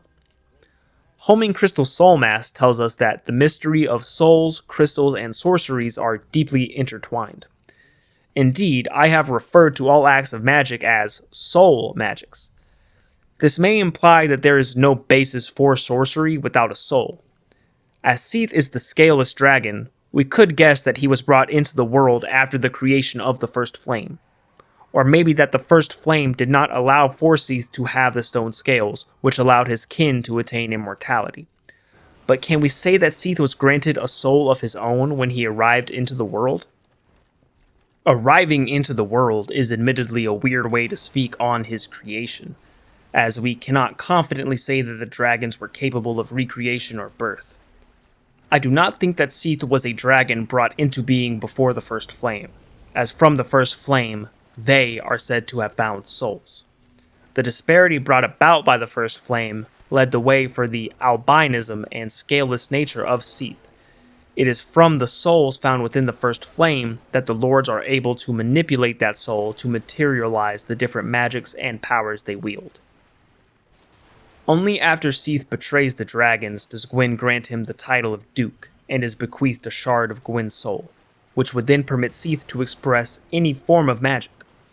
This is evidenced by the lack of any of the everlasting dragons in the opening cinematic performing any sort of magic, showing that it is not innate to their existence. Magic must originate from a soul, and the dragons, many of which were formed prior to the first flame, would lack a soul. And so then lacking a soul would be incapable of any feats of magic. After the bequeathing of the shard of Gwyn's soul, Seath would then be able to begin his experimentations, and unearth the art of sorcery. From Gwyn and his clan also would Seath have learned the means of which they can produce lightning from will, and with this, no doubt, the means of various other miracles of which Seath might manipulate. One of these, of course, would need to be the teleportation technique. Though this is not simply to fit into this analysis, the necessity of this power in Seath is evident even in the game. In the first room we encounter Seath, where he kills and imprisons us, we see that Seath is essentially trapped inside of it. This room has no clear way for Seath to enter or exit, and he did not come from up the same narrow stairways and elevator which we used, nor is there any broken windows or holes in the ceiling for which he could fly out. Contrast this to his boss fight's introduction, where he flies down the crystal caves into the chamber holding the primordial crystal. How exactly did Seath move to a position where he could then make this entrance? There's no other logical explanation than teleportation. After Seath amassed his followers, in addition to his powerful sorceries, he would have also taught them how to teleport, both to scout for potential test subjects and to transport them back to the archives. It may also be more appropriate to suggest that the channelers were all former high-ranking members of the church, perhaps captured and indoctrinated to enact the will of the maddening dragon. We can tell that whole squadrons of clerics eventually end up at the archives, shown by the blue caduceus shields wielded by the Crystal Hollows, and only wielded also by Vince and Nico, escorting a maiden on an undead mission. The buff dance is maybe also linked in some ways to faith, as only miracles act as a means to buff others. There is even more connectivity between Pinwheel and the Channelers, not so apparent at a first glance. The six-eyed helm of the Channeler is a striking piece of apparel. It displays 6 eyes, or rather, 3 sets of eyes stacked one on top of the other in a column. Is this not, in a way, the same orientation of the masks of Pinwheel? three masks or faces placed on the front of a hunched over creature cloaked and obscured by a robe. There is a popular piece of fan art which shows how Pinwheel may look underneath the cloak, and while I would not suggest this is how Pinwheel is supposed to appear, I use it to showcase the point that if this creature is designed to indicate three separate beings conjoined into each other, this motif is paralleled in the channelers. You could even suggest that the trident wielded by the channelers is a reflection of Pinwheel. Aside from being a strange martial weapon to begin with, it's composed of three individual prongs which combine to form a singular weapon, not unlike how Pinwheel is supposedly three different people morphed together into one monster. In the back of the boss arena where Pinwheel works, there are countless books stacked haphazardly, which Pinwheel seemingly searches through for secrets to perform different procedures. The only other place we find other books at all is in the Royal Archives, and if the secret to some great ritual is within any of these pages, the archives are likely where those books came from. Last, and probably least, Pinwheel and the Channelers share a strange and floaty jumping animation. While it's only a displacement ability, it demonstrates what might be the beginnings of levitation or even flight. And this could mirror Seath's possible inability to fly at all. He's shown only capable of prolonged floating and descents in his intro for his boss fight. And further still, the links between Pinwheel and Gwendolyn and the Channelers and Seath and magic are not limited to just this single miracle or effect, or any other physical or symbolic similarities. Pinwheel is capable of some sophisticated sorcery. Pinwheel may not cast the Soul Spear or Homing Soul Mass we see Gwendolyn or the Channelers cast, but he does conjure mirror image clones of himself. This is the same magic we see Gwendolyn use throughout Anor Londo in his sister Guinevere and the Silver Knights and Giant Sentinels. We might even suggest that Gwendolyn has cloned himself, and the apparition we face in the Tomb of Lord Gwyn is false, given that we can destroy the illusion of Guinevere after the fact of that fight, and still hear Gwendolyn's threats as Anor Londo transitions into Twilight. If you needed more convincing, how is Anor Londo able to maintain the illusion of sunlight if Gwendolyn was truly slain? Because while Gwendolyn may not outwardly give evidence of cloning himself, or rather, creating an image to act as his own, we do know of another curious character who does just this. Alvina of the Darkroot Garden does not allow her true form to greet us. If we attempt to attack Alvina, she would evaporate, just as other illusions do. This brings up the same questions of where Alvina truly is, or even if Alvina even is at all. And also, what magical capabilities does she possess, and from where did she gain them? Alvina is a talking cat, which is magical enough, and intriguingly, a feature absent in all the other animals we fight against in the game, such as Sif. We know precious little about Alvina, only that she was around during the early Age of Fire, and she was a companion to Artorias and Sif when they descended into the Chasm of the Abyss in Ulasil, and she is now the figurehead of the Forest Hunter Covenant. Alvina does guide us to find and save Sif in the events of the DLC, and may have originated from Ulasil, or been taught language by one of its residents. It is this Ulasil origin which would allow Alvina to utilize such sophisticated illusion magics. We might suggest that the influence of the Abyss which corrupted the Darkroot Garden has corrupted the other great felines. We see that they are massive in size and aggressive, two symptoms of the excess humanity and dark. Yet, Alvina is pure, stark white. A more technical term to describe Alvina might be albino, a term synonymous with Seath the Scaleless. Alvina is strange indeed, the only animal capable of speaking with the player and other humans, seemingly imbued with magical powers. It may not be so weak a claim that she is something of Seath's creation, an experiment perhaps. Alvina can reward the player with the Ring of Fog, which piques some interest. It is actually identical to the standard Cat Covenant ring, which may tell us that this is the enhanced or maybe even pure form of the Cat Covenant ring, and that there is a latent power of fog inside of it.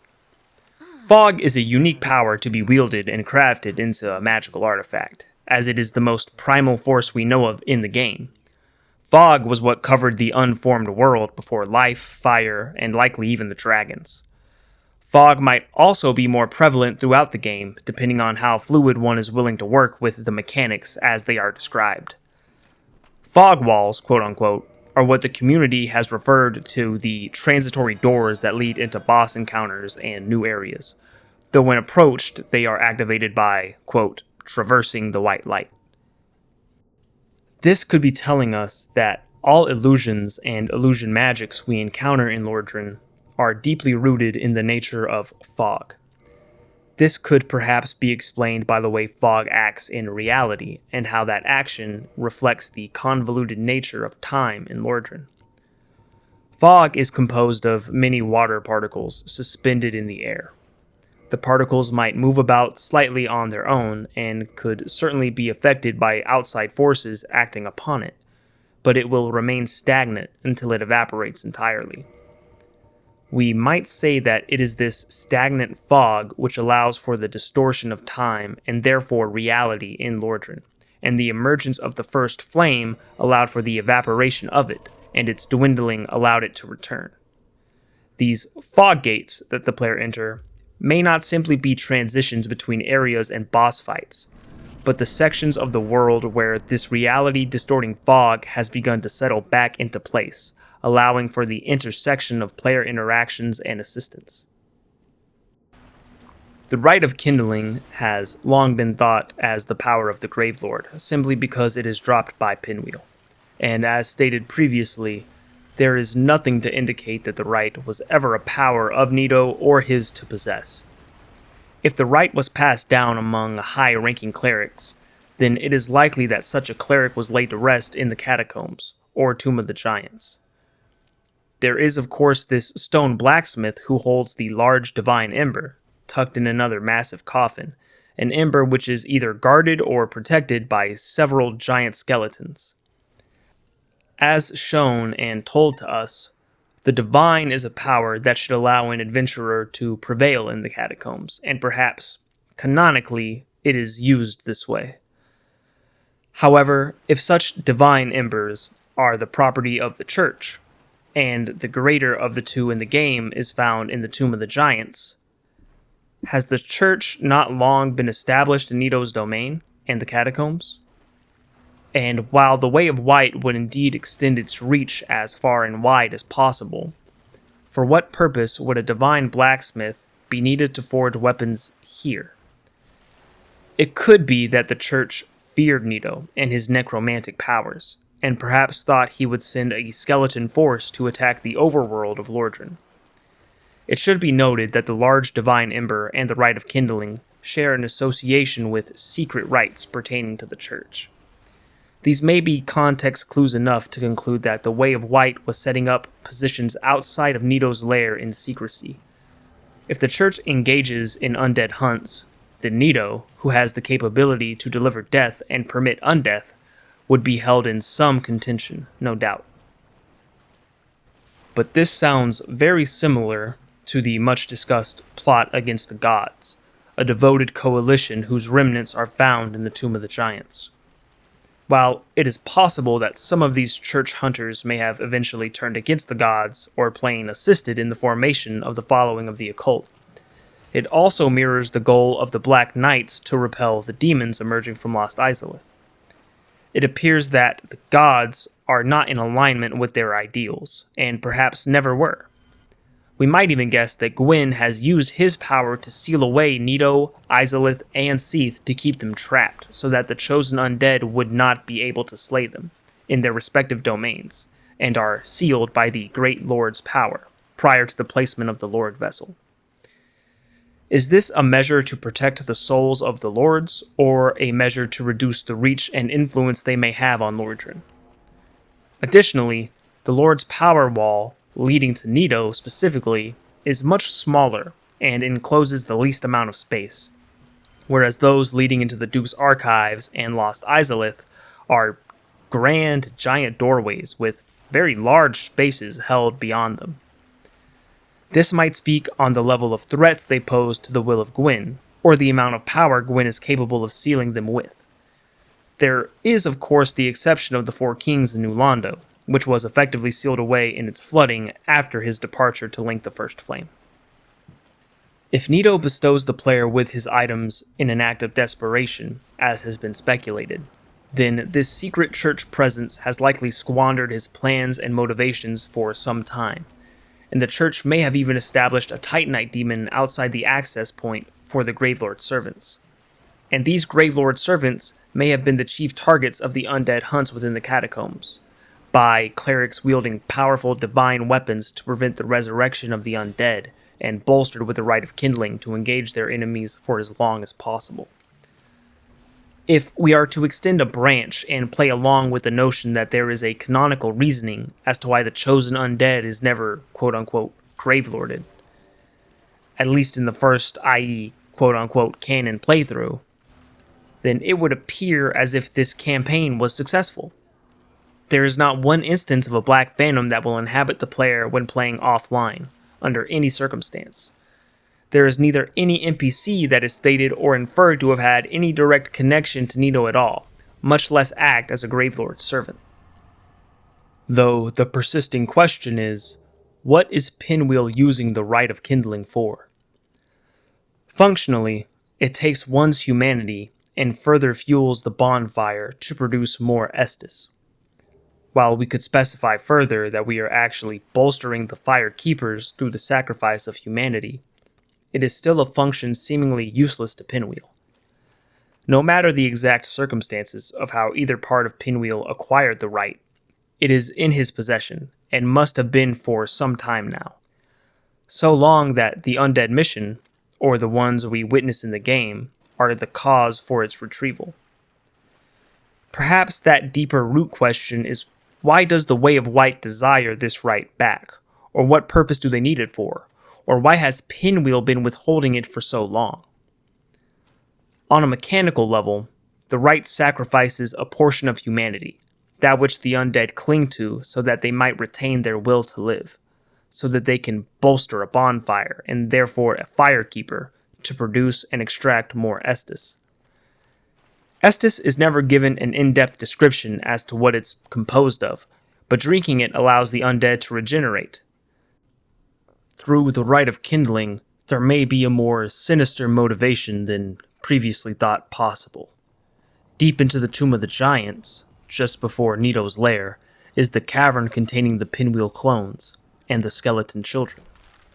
The Skeleton Children are the only constantly respawning enemy in the game, and as a result, they are an infinite source of humanity. This pit of respawning baby skeletons has been used by players for years as the premier site for farming, but almost little thought seems to have been put into its significance as a place in the world. The circumstances of these small skeletons can't be stated accurately, but there is a tangible unease and discomfort that stagnates this pit. Something evil was done here, that is no mistake. The innocent are forever paying the price for a great wrong that was committed possibly centuries ago. We could also think about it inversely, where the Rite of Kindling is instead being reverse engineered to extract humanity from bonfires. And this is perhaps more likely as, while neither Pinwheel or any enemy utilize an Estus flask in the Catacombs or Tomb of the Giants, the skeletons do regenerate after being dismembered. And it's not as if there's a lack of bonfires in these conjoined areas. There's a total of 5 if we include the remastered Vamos bonfire, and only 2 of those are hidden with any sort of purpose. This could also give some explanation as to how divine weapons are able to banish the skeletons from regenerating. It is the correction factor to address the misuse of such a divine right. This dark ritual site is the cornerstone for piecing together what may be Pinwheel's plan at large. Using this limitless pool of humanity, Pinwheel, with the power of the Gravelord, may reverse death or bring about undeath, and using the rite of kindling, may implant humanity within the skeletons that litter the Catacombs and Tomb of the Giants. Over time, Pinwheel will have amassed an army of the undead, an army led by Pinwheel and his necromancer servants, who may one day breach the surface of Lordran and lay waste to the living above, perhaps armed with powerful fire weapons forged by Vamos, who may later forge chaos weapons, further fueled by the excess humanity empowering this undead death march over Lordran. When hypothesizing the identities of Pinwheel's three parts, we can start to guess as to the ultimate motivations for such a plot. And after digesting all of this information, we can begin to suggest some potential identities for the different people represented by the different masks. Starting with the father, he is our strongest link to the sorcery powers, and is likely a former channeler, or some other servant of Seath. While we cannot specify which gender the channelers we fight truly are, the lack of any suggestive curvature and the knowledge of what happens to women held captive in the archives suggest that the channelers are entirely males. The mother must be the linking member for the different pyromancies or fire sorceries.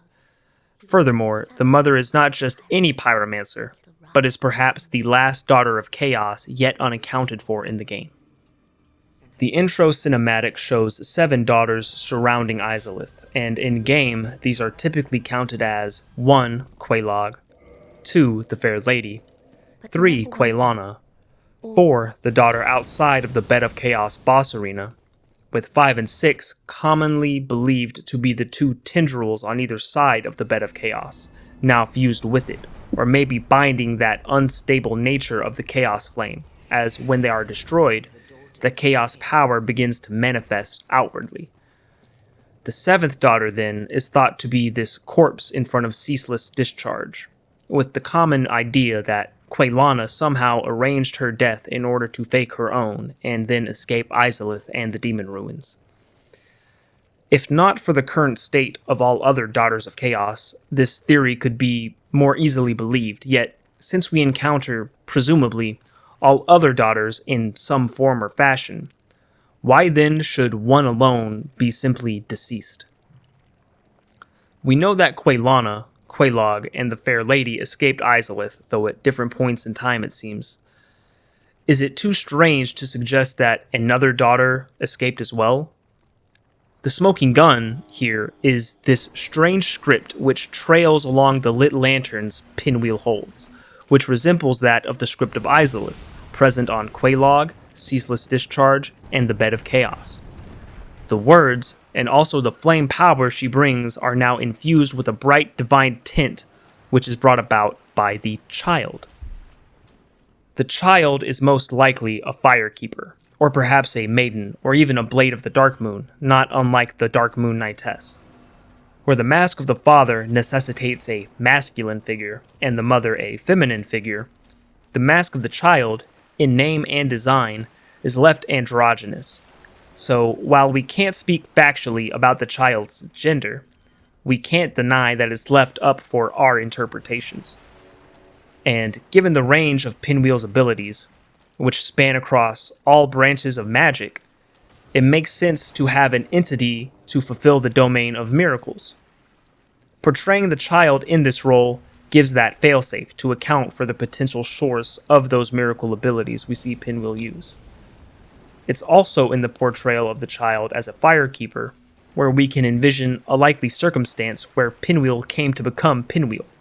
This is based on the final keywords pertaining to the 3 masks in their descriptions. The mask of the father describes him as valiant, a term we might often use to describe someone who is seeking to overcome some difficult obstacle, though the actual definition is to show courage or determination.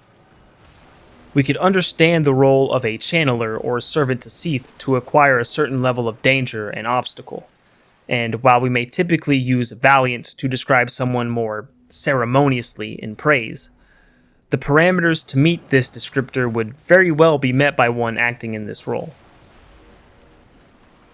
though the term may not be being used exclusively in the past tense, as if Pinwheel is in fact a family in the traditional sense, then stereotypically the father figure is who is thought of as the strong pillar of the family unit. And should the father and his family be turned into Pinwheel, the father would surely, as well as the other members, want to reverse this process. We can see this reflected thematically as the father mask is fixed to the bottommost point of the orientation, which suggests that the father is acting as the base and holding the mother and child above him. And this is further cemented by the equip load boost the mask gives. The mask of the mother describes her as kindly. Permit me to stretch the symbology of words and describe the term kindly as warm, a fitting trait for a legendary pyromancer and flame sorceress. Kindly is also a trait fitting of the mother stereotype, alongside other traits such as comfort and reassurance. We might say that this is reflected in the mask's orientation yet again, like the mask of the father, being situated between the father and the child, so that she remains in contact with both of them at all times. The embrace of a mother is a difficult thing to quantify, but it acts as a vehicle for the love and warmth a mother feels for her family. A family in a predicament like Pinwheel's is no doubt in almost constant agony, and it could be this mother's embrace which allows the family to continue their pursuit to freedom, or alleviate even a margin of pain and misery. This is reflected in the buff to health, befitting of a giver of life. The mask of the child, finally, describes them as naive, and here lies an almost invisible thread to perceive the tragedy of Pinwheel. While most children are indeed naive, some more than others, the key is this pattern of which these attributes are distributed among the family members. The father is valiant, and the mother is kindly. These are two positive traits, if not neutral. Whereas naive is the odd one out, being almost certainly negative. The only instance in which one might value naivety is in the innocence of youth, or the preservation of innocence of youth. Yet never naivety itself, only the shell surrounding it. The child mask is positioned at the top of Pinwheel, which can tell us that the parents are bearing the weight of the child, or the mistakes of the child. Through the child's naivety, the family was in the end warped into the monster we fight in the catacombs. This is shown to us again when we walk past the statues that depict the child, where the spikes are shot out in front to damage the player, that the child is the source of the family's pain. The stamina regeneration given by the mask of the child is often credited to the energetic nature of youth, though it may specifically refer to how children will run from responsibility and consequence. I think it was some draw to power, or the promise of something great, which fooled the child. It may have been the rite of kindling, the rite bestowed upon high-ranking clerics and priests. The child may have been led astray by the way of white, the very faith they served, as to believe the history as told by the gods would be naive indeed. The child may have been made an example of by higher-ranking members of the church for refusing to further propagate the lies and deceit the faith had established. The true means of which this naivety was defined is too loosely defined to ever say with certainty. But the theme brought about with this character is actually distributed across the game as a whole, and we can find more examples of the naive child than you might expect. Gwendolyn, again, is representative of the theme of abandonment. As the moonlight is the reflection of the sun in the night, it is also the reminder of its absence from the sky. And such is Gwendolyn's rule in Orlando. He is maintaining the illusion of the presence of the gods and the authority of the gods for no reason other than to fulfill empty desires of belonging. These desires manifest themselves as feelings of vengeance, which is told to us by the Darkmoon Blade description. While a player can easily gain the sin required to earn this vengeance from the blades of the Darkmoon, outside of misinputs or lack of care, a player would never truly gain PvE sin from willingly slaughtering NPCs to gain humanity and items. If we combine this with the PvP instances of sin accrual, which are exclusive to indictments of invading players, The only invaders, of course, being dark wraiths, or those mimicking the dark wraith's power with a cracked red eye orb. Then Gwendolyn's vengeance is then aimed squarely at Darkstalker Cath, or the sect of primordial serpents who seek to bring about the Age of Dark. Gwendolyn chooses to position himself behind layers of deception to maintain what is not even truly a home for him, having likely been ostracized and repulsed by other gods around him. And he does this so that the grandeur and magnificence of Anor Londo will blind any undead who have ventured so far that they acquire the Lord vessel, and they will choose themselves to carry out the will of Lord Gwyn and prolong the First Flame. And while this tactic seems to have worked for many players who may have only beaten Dark Souls the one time, maybe to prove gamer status, those who return to Lordran know well that this is a facade. This is the fatal flaw in Gwendolyn's strategy. He seeked to use the authority which has loomed over himself for his whole life as the vehicle to garner support, whereas the undead who are sent to Lordran are already as despised and repulsed as Gwendolyn is to the outside world. As Gwyn's rule was through fear and deception, so was Gwendolyn's guardianship over desolate Anor Londo. If Gwendolyn could have found what was true to himself instead of what he wanted to be perceived as, a sympathetic and honest plea to the chosen undead would have led to a more compelling decision to link the fire and postpone the dark. Instead, we find a scared, naive child, alone at the foot of the tomb of the father who might have cared less for him. A true deity, but a false savior. Priscilla is found at the end of the Painted World, standing just before the exit. She is implied to have no place in the world outside, and when she found herself within the painting, she was quick to adapt to its cold and lonely environment, having been so out of place with the rest of Lordran from her creation. She is unwilling to leave the painting, despite having the knowledge of how to exit. If she has no intention to leave the Painted World, why then do we find her at the very end of the level? Priscilla is a victim, foremost, an unnatural result of dragon and deity, cursed to be despised by either and left somewhere to be forgotten. However, Priscilla is not a helpless individual.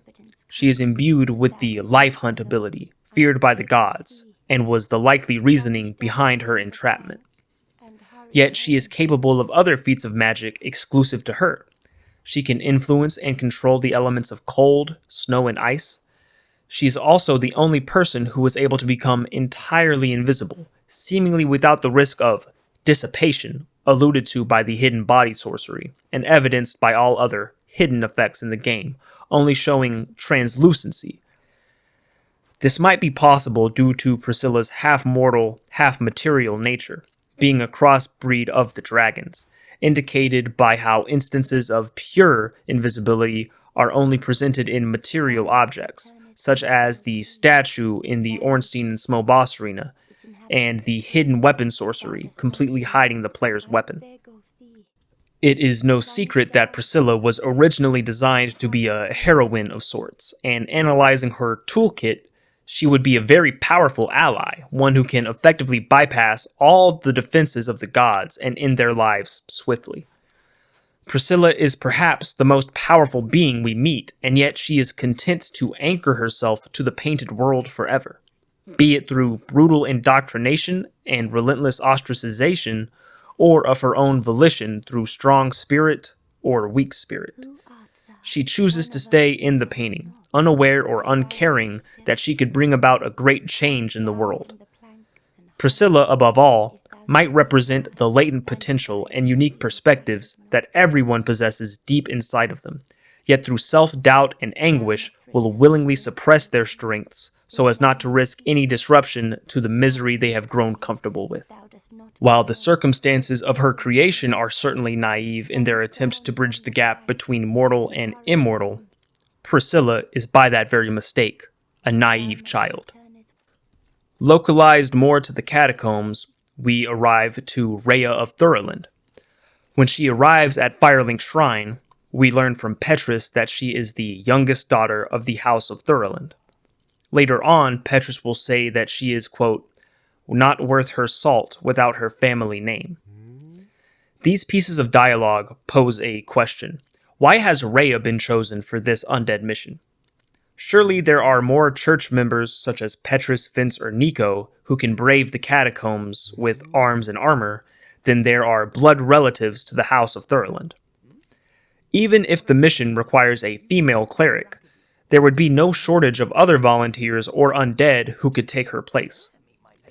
The only logical answer is that Rhea chose this mission herself, and elected to become undead of her own volition, the motivations for which are also hard to gauge. Rhea states that we cannot let this curse overcome us, which could indicate that she has more selfless reasons than we might think. Yet she is almost dismissive towards us, and almost ridicules the player for persisting the conversation. It seems that Rhea is less concerned with completing the undead mission and is more concerned with proving the worth of the House of Thurland, or maybe her own standing within it. There is some reason to speculate that Rhea is acting without the approval of her house. First, she is not accompanied by any formidable escorts. Vince and Nico, while not meager, are less than reassuring companions, and are likely accompanying Rhea as a gesture of friendship, rather than obligation to the church. The only evidence otherwise may be the crescent axe bestowed to Nico, a powerful weapon, yet it is only gifted to cleric warriors who have proved their faith, which is not necessarily an indication of battle prowess. It is not as if Rhea is any more capable than her companions. Despite being able to cast high-level miracles, she is still not able to keep Vince or Nico safe. It would be more fitting for Rhea to be sent to Lordran with a more experienced group, being a member of what is presumably, based on dialogue from Petrus, the reigning authority in Thurland. Petrus tells us that Rhea slipped off of the giant coffin, and after says that Vince and Nico are no longer human. While we have no reason to believe Petrus, this sequence of information, if true, could tell us that Rhea was leading the delve into the Tomb of the Giants.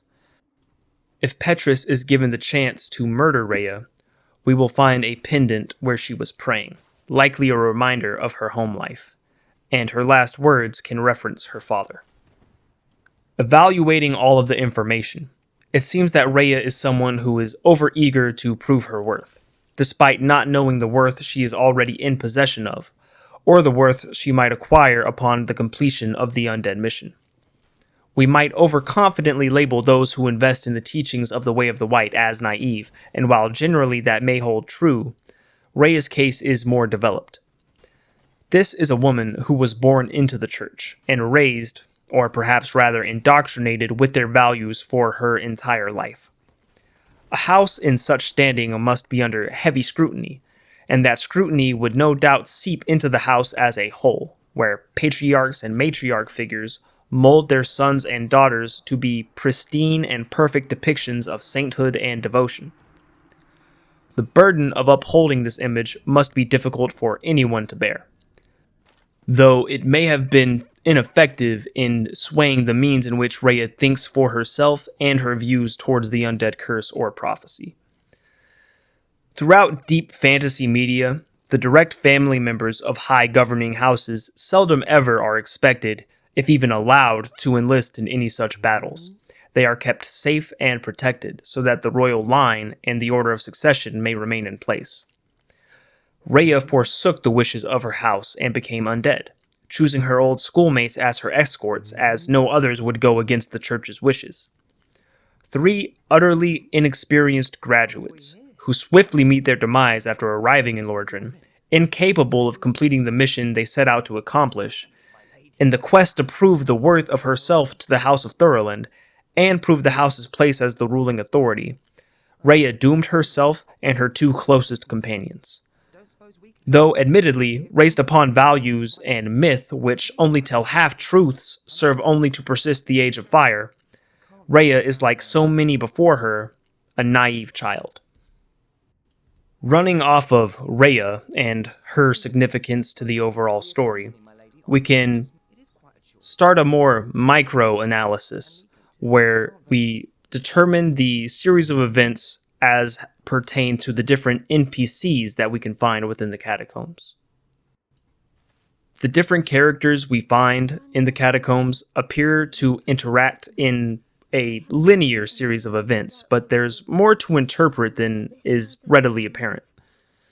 Going off only those who we directly find in the catacombs and Tomb of the Giants, who is the first to have descended into them, and what can their actions tell us about not just themselves, but the area as a whole? To refresh, all of these NPCs are Vamos, Paladin Leroy, Patches, Petrus, Rhea, Vince, and Nico. It should also be mentioned that while we cannot find him there, Lautrec of Kareem almost certainly makes a descent into the catacombs. Not only because he makes mention of his interactions with Patches, but because, for a brief moment, he leaves his spot in Firelink Shrine and returns in a time frame alongside those embarking on the undead mission, where he likely observes Petrus abandon his companions. The first question, fittingly, is who among these people was the first to arrive? There are three potential characters it could be, starting with who may be the most obvious is Vamos. Vamos is a skeleton. He has made his home in an area populated by skeletons. He may well be the oldest mortal character in the game we can speak with. However, that does not necessarily mean he was the first of our 8 to make his move into the catacombs. Being a member of the craftsman race, his work likely delegated many expeditions across Lordran for many of the gods and lower-ranking deities.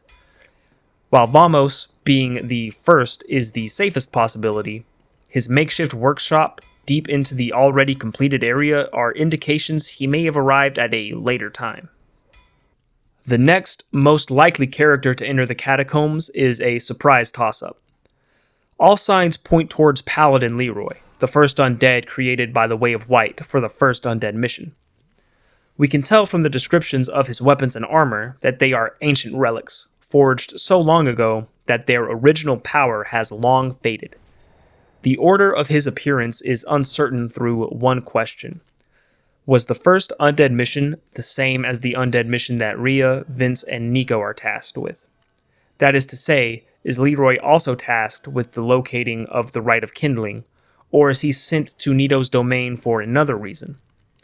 If so, then Pinwheel would have obtained or withheld the rite from the church, which would have prompted Leroy's mission to retrieve it.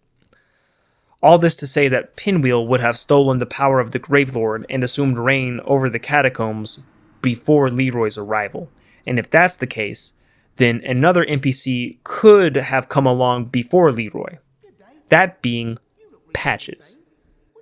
For Pinwheel to have stolen the power of the Gravelord, then the plot against the gods alluded to by the effigy shield would have failed, and the attempts of the followers of the occult to steal the power of the Gravelord were unsuccessful, where Pinwheel would have succeeded. Patches is an unassuming character. He distracts the community with what he does as opposed to who he is. It is possible that Patches is a long-surviving member of those occult followers who sought to steal the power of the Gravelord. To begin, he is wearing the Thief armor set, one of 2 interactable NPCs in the game who don a starting class attire. Second, his equipment is not reasonably suited for killing other humans, as he would rather use deception and trickery than direct combat to kill his victims. A long-reaching spear and great shield are much better for the safe traversal of the catacombs and Tomb of the Giants than they are for assassinations. Other, more hostile NPCs use much more devious weapons to kill the player, such as Kirk's barbed straightsword and Lautrec's shotels. Third is his disdain for the church and its clerics, his preferred targets, the natural opposition of the occult. Fourth, Patches has been in the catacombs for what must be a very large amount of time. We can tell because to enter the catacombs proper, we must operate the lever near the first bonfire, which opens the way into it. This way is sealed when we arrive, which means that Patches has been trapped in the catacombs before we or any of the clerics open it again. It's hard to gauge exactly how long Patches has been in the catacombs, or if he makes several return trips at designated times, but he has maintained his sanity and refuses to go hollow.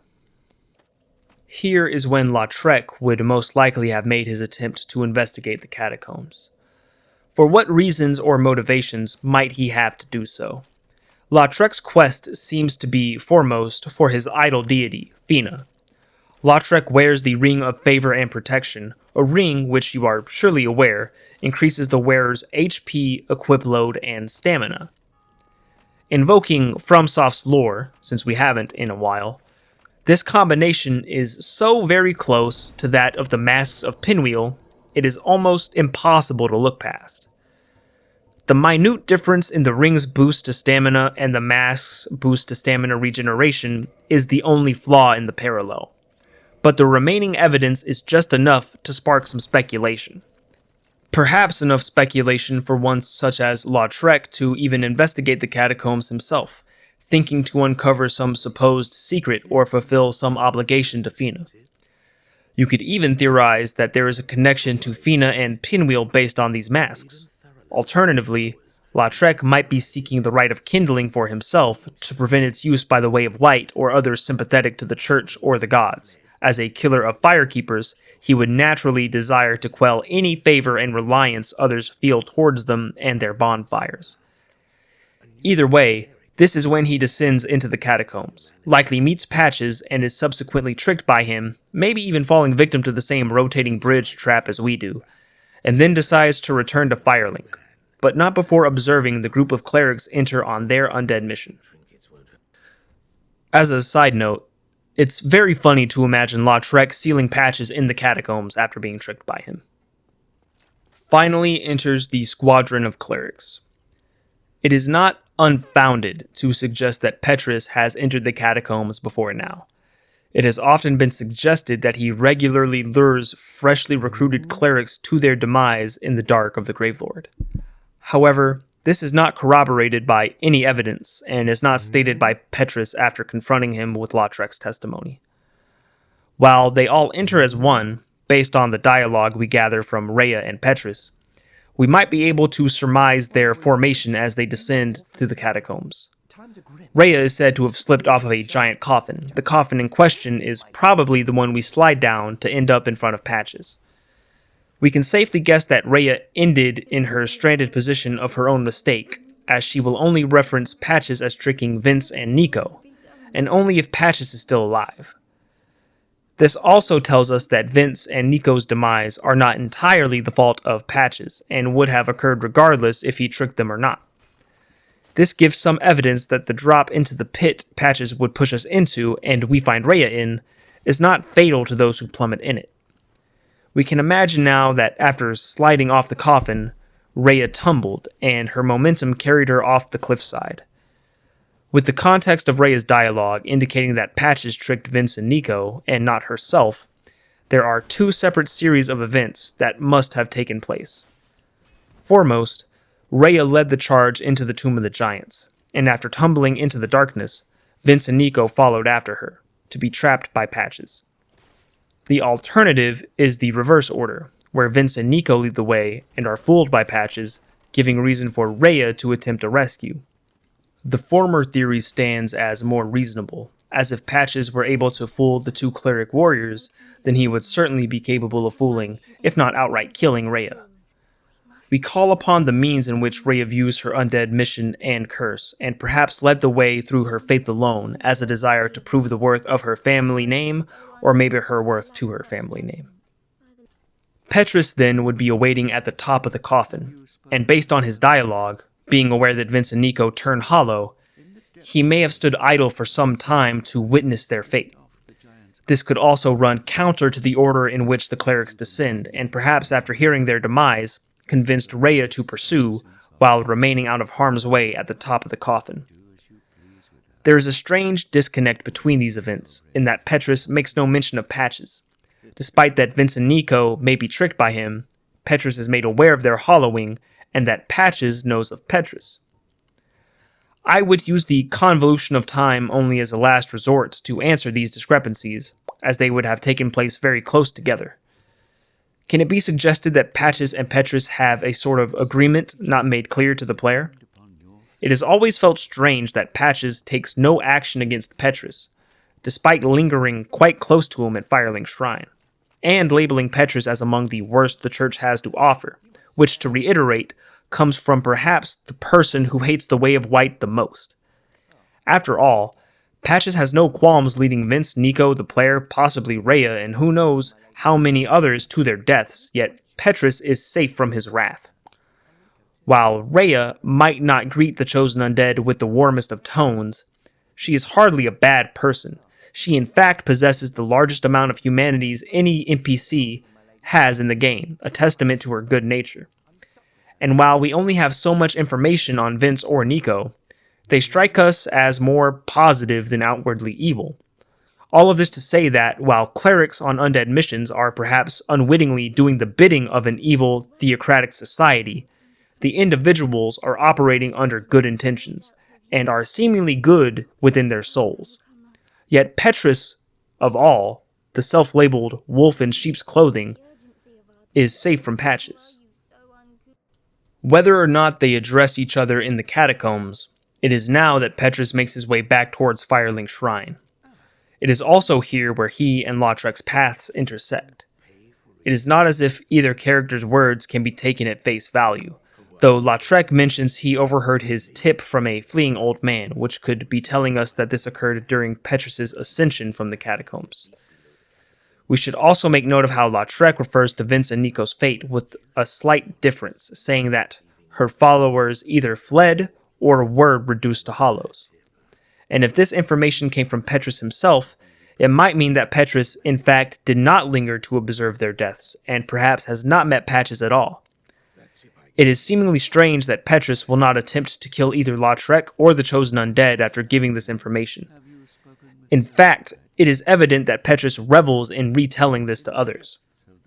Perhaps his disinterest in slaying those made aware are because both Lautrec and the Chosen Undead have no real ability to bring Petrus to any official judgment or due process. Petrus seems to have been absolved of his sins through Oswald, perhaps on multiple occasions, so Petrus will never be hunted by the Blades of the Darkmoon either, which is perhaps alluded to by Lautrec's words. All his robes and trinkets won't save him now. The actions of all of the clerics in the Catacombs seem holy or even noble at the beginning of the game, and the ultimate fates for most involved seem tragic, but the motivations behind the very undead missions that these clerics are sent on may be a gross fabrication, and certain elected officials seem to do everything possible to hinder these missions. We know that high-ranking clerics are sent to Lordran with a collection of items. In Paladin Leroy's case, these items are holy relics, Grant and Sanctus, as well as his armor. Petrus is equipped with a stash of church equipment that he has hidden in Firelink. The most insidious of items is here also, cracked red-eye orbs. While we are not personally invaded by Petrus, it might be argued that he did invade the worlds of Vince or Nico, or perhaps some other clerics on separate undead missions. On the subject of other clerics on other missions, this leads curiously into Paladin Leroy. While it's impossible to say whether it is through a cracked red-eye orb or the red-eye orb itself, Paladin Leroy does invade the Chosen Undead, and potentially many others in the Tomb of the Giants. If I were to guess, I would say that instead of Vince and Nico turning hollow as a direct result of Patches' trickery, they were instead repeatedly invaded by Paladin Leroy, who killed and pilfered their humanity while they searched for an exit from the darkness. Even if that's not the case, the link between Petrus and Leroy's malice is cemented by their willingness to invade others, and might imply that as part of their initial entry into the higher ranks of the church, some nefarious acts must have been performed on their part. They may even be a connection directly to the church and the Dark Wraiths, maybe Koth. And there may be some evidence that Paladin Leroy was at risk of losing his own humanity. This is shown by his summon sign in the Catacombs. It's almost impossible to notice naturally, and can only be accessed by a fall that no sane undead would chance to live through. It feels more likely that Leroy fell down by accident, and scrambling to preserve his own humanity, placed his summon sign down. What is perhaps even more the case is that Leroy was tricked by Patches. The rotating bridge that Patches flips is not too far out of place for this leap to be unjustified. Furthermore, Nearby to Paladin Leroy's sign is the starter cleric set, which may have belonged to a squire or additional party member that was sent on the mission with Leroy, who just barely missed the jump which Leroy barely made. Even had this cleric made the jump, it feels unlikely that they would have been able to overcome the Tomb of the Giants together. It would appear as if the cleric would have served as a humanity reserve for Leroy. There are some possible reasons for a high-ranking cleric to murder those encroaching on this cursed place in Lordran. The aforementioned large divine ember and rite of kindling may be sealed away with purpose and are relics to be forgotten or protected rather than uncovered and returned. Many of these and other such revelations might hide within the upper hierarchies of the Way of White, and the very nature of the undead mission now is more in question than ever before.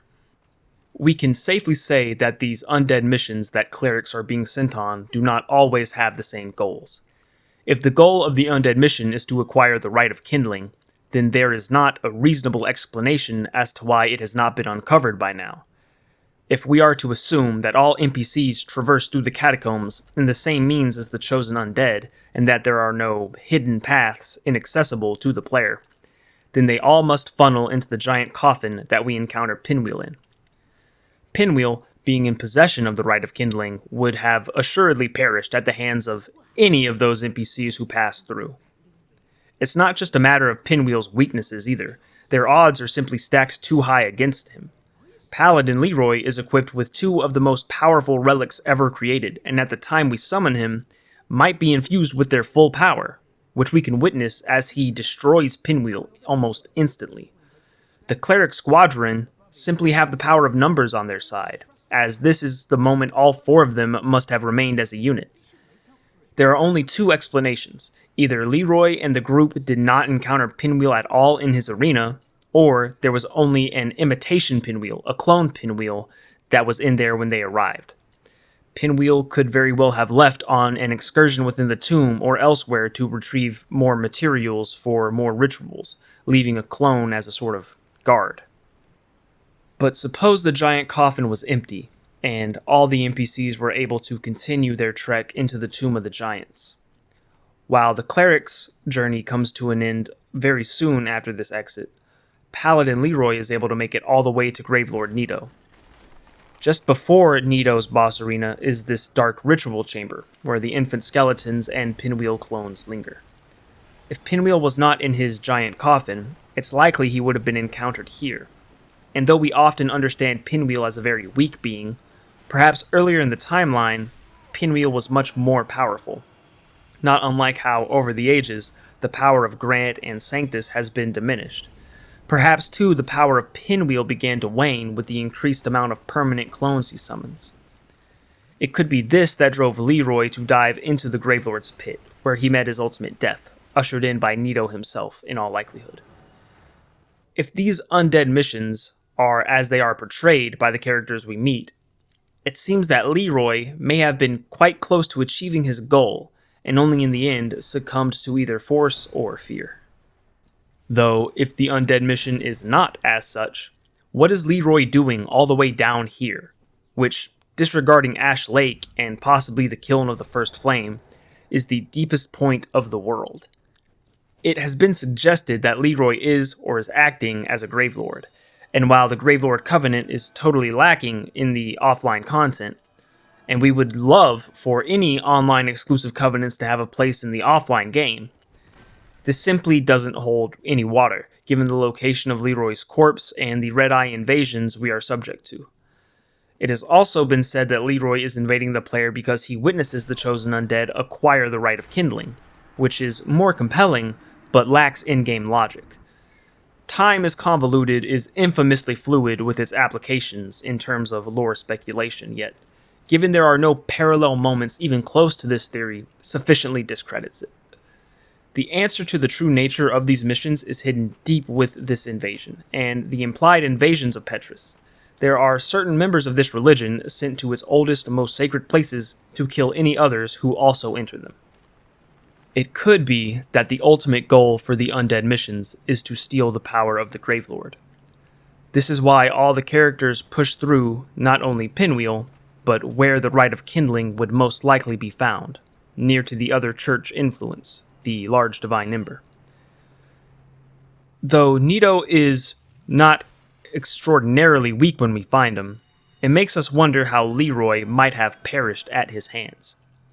We can't forget that this battle occurred ages ago, and much of the power of Nito's Lord Soul may not yet have been sacrificed to death. Even after the Chosen Undead acquires Nito's Lord Soul, it's still capable of satiating the Lord Vessel. This would mean that Nito is at least on par with Lord Gwyn and Isolith, and realistically, much more powerful than both. Nito is the largest threat that any of the gods of the lore could be concerned with. He is exceedingly capable, omnipresent, and unpredictable. The power of the Gravelord was not just sought after by followers of the occult, but by every party and power structure in Lordran. And if that power cannot be recovered or taken from Nito, the next best thing is to prevent any others from accessing it or using it themselves. We know that Gwyn's knights once battled against the Chaos Demons from the description of the Black Knight Shield. Exactly when this war took place is difficult to say, though if we consider a dialogue from Ingi, the Fair Lady and Mistress Quelaag fled from the ruins.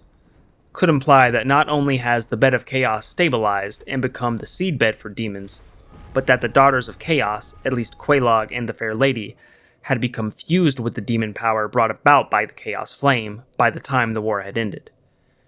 That aside, we have a baseline where the demon wars were fought before Gwyn and his knights left to link the First Flame. Given the state we found the Black Knights being widespread throughout Lordran, and the presence of the Batwing demons in Anor Londo, it would appear that this war was resolved, with either Gwyn's knights taking victory or setting the terms for surrender. We should not be so preoccupied with the war of the past as it could blind us to the alliance that was formed as a result. In the aftermath of this conflict, a decree was written that allowed the terrifying power of the demons to enlist in the ranks of Gwyn so as to quell the uprising and discontent of the common folk and the undead within Lordran. The first boss we fight is the Asylum Demon. Yes, it's the tutorial boss, but its demon status is overlooked. The next boss the Chosen Undead might face is the Taurus Demon. For years now, its sudden appearance from atop a battlement has confused the community. Deep below these battlements within the lower Undead Burg is the Capra Demon, who has resided for long enough to command a pack of dogs. Along the standard progression route, the Chosen Undead will face the Bell Gargoyles, two fire-breathing demons guarding one of the Bells of Awakening. And we can't forget that the other Bell of Awakening is guarded by Chaos Witch Quelaag, one of the demon daughters.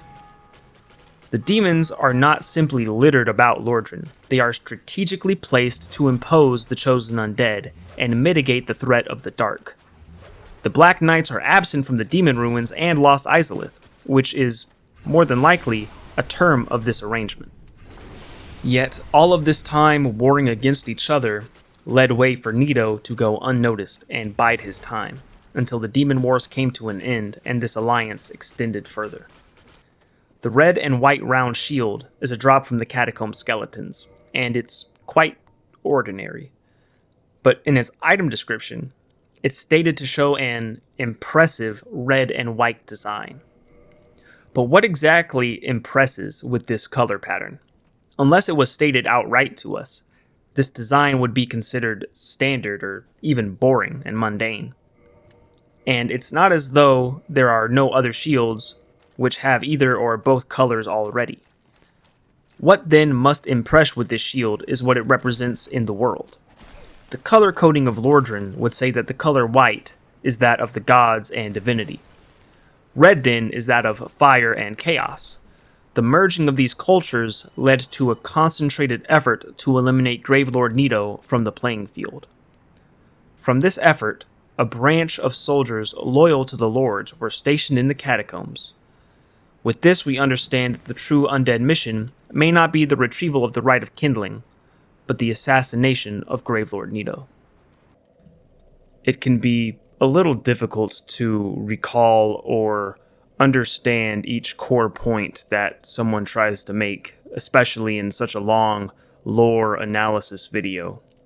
So, for anyone actively watching the screen right now, all of those core points for this one are going to scroll past in just a moment.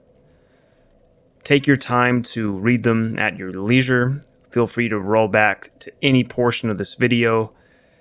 Take something from this video and roll with that forward. Make a post, make another video. Tell me what you thought was wrong or just plain crazy.